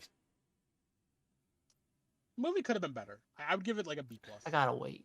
I did give it. There you go. There's your review. B+. It's my review. 10-second review. Fair. But yeah. Did you see Fantastic Beasts 2? We could do a review of that, or 3. I have not. I'm not a Harry Potter guy. I enjoy Harry Potter, but I will not touch any Fantastic Beasts after the first one. Not a Harry Pothead? No. I liked the first one. Second one was garbage, in my opinion. Third one was okay. Mads Mikkelsen can't do any wrong. So. Out of curiosity, did you, August? Did you want to still get together and watch the movie, the X? No. Top Gun. Top Gun. You want to get together and watch Top Gun? Oh, Top Gun. Not tonight. What? I'll do it another week. Yeah. You just said yesterday you wanted to watch Top Gun tonight. Yesterday was a different day. Stuff came up. That was a different August. That was totally different me. That was 24 hours ago me. Kurt and me ran out of time. I don't know. Well, let's talk about it after the podcast. I feel that. All right, man. But probably not. I haven't eaten dinner yet either. So. I mean, we can come back anyway. Same. So yeah, I guess with that, guys, we could probably close out for tonight. Yo. Check out new Star Trek. Apparently, it's really good. I watched the first episode and I really liked it. And apparently, everyone says the second episode was really good. So, Star Trek is back for those who have been waiting for that to be a thing. Neat. Quintessence. Where can people find you? Oh, streaming all the video games over at twitch.tv/QuintessenceHD. Hey. August. Where can people find you? Still on this podcast for now, although now that I do have a working webcam. No, I'm just kidding. This is my laptop. But yeah, no, I'll start streaming at some point. Just hasn't happened yet. But I mean, it looks fine. Yeah, it looks now fine. on. I have a nice webcam though. Supposedly it's like 4K. I just don't know where to put it. I actually have two webcams because I forgot about one, but whatever. Wow. Okay. Uh, I can have like angle shots of my face, and I can just switch sides between them. But no, yeah. For now, just check me out on the podcast, and eventually I'll start doing cool stuff like that. all right. You can find us on Instagram, Twitter. We are on Twitch, of course. You can find our podcast on Spotify, Anchor, and literally anywhere where you can find podcasts. This has been The Backlog. We will see you next week with The Backlog Podcast number 20. We actually made it to 20. Unbelievable. We're also going to be on tomorrow and in the Discord for Kamen Rider Club. I think we're still watching Kamen Rider Black. I think the jury's still out whether we're going to keep watching that or not. But Yeah, I don't know. People didn't really seem to be enjoying it too incredibly much. so I think that's at 6 p.m., 6 to 8 tomorrow. And yeah, I hope you guys have a good night. We'll see you soon. Bye. Bye-bye. Peace.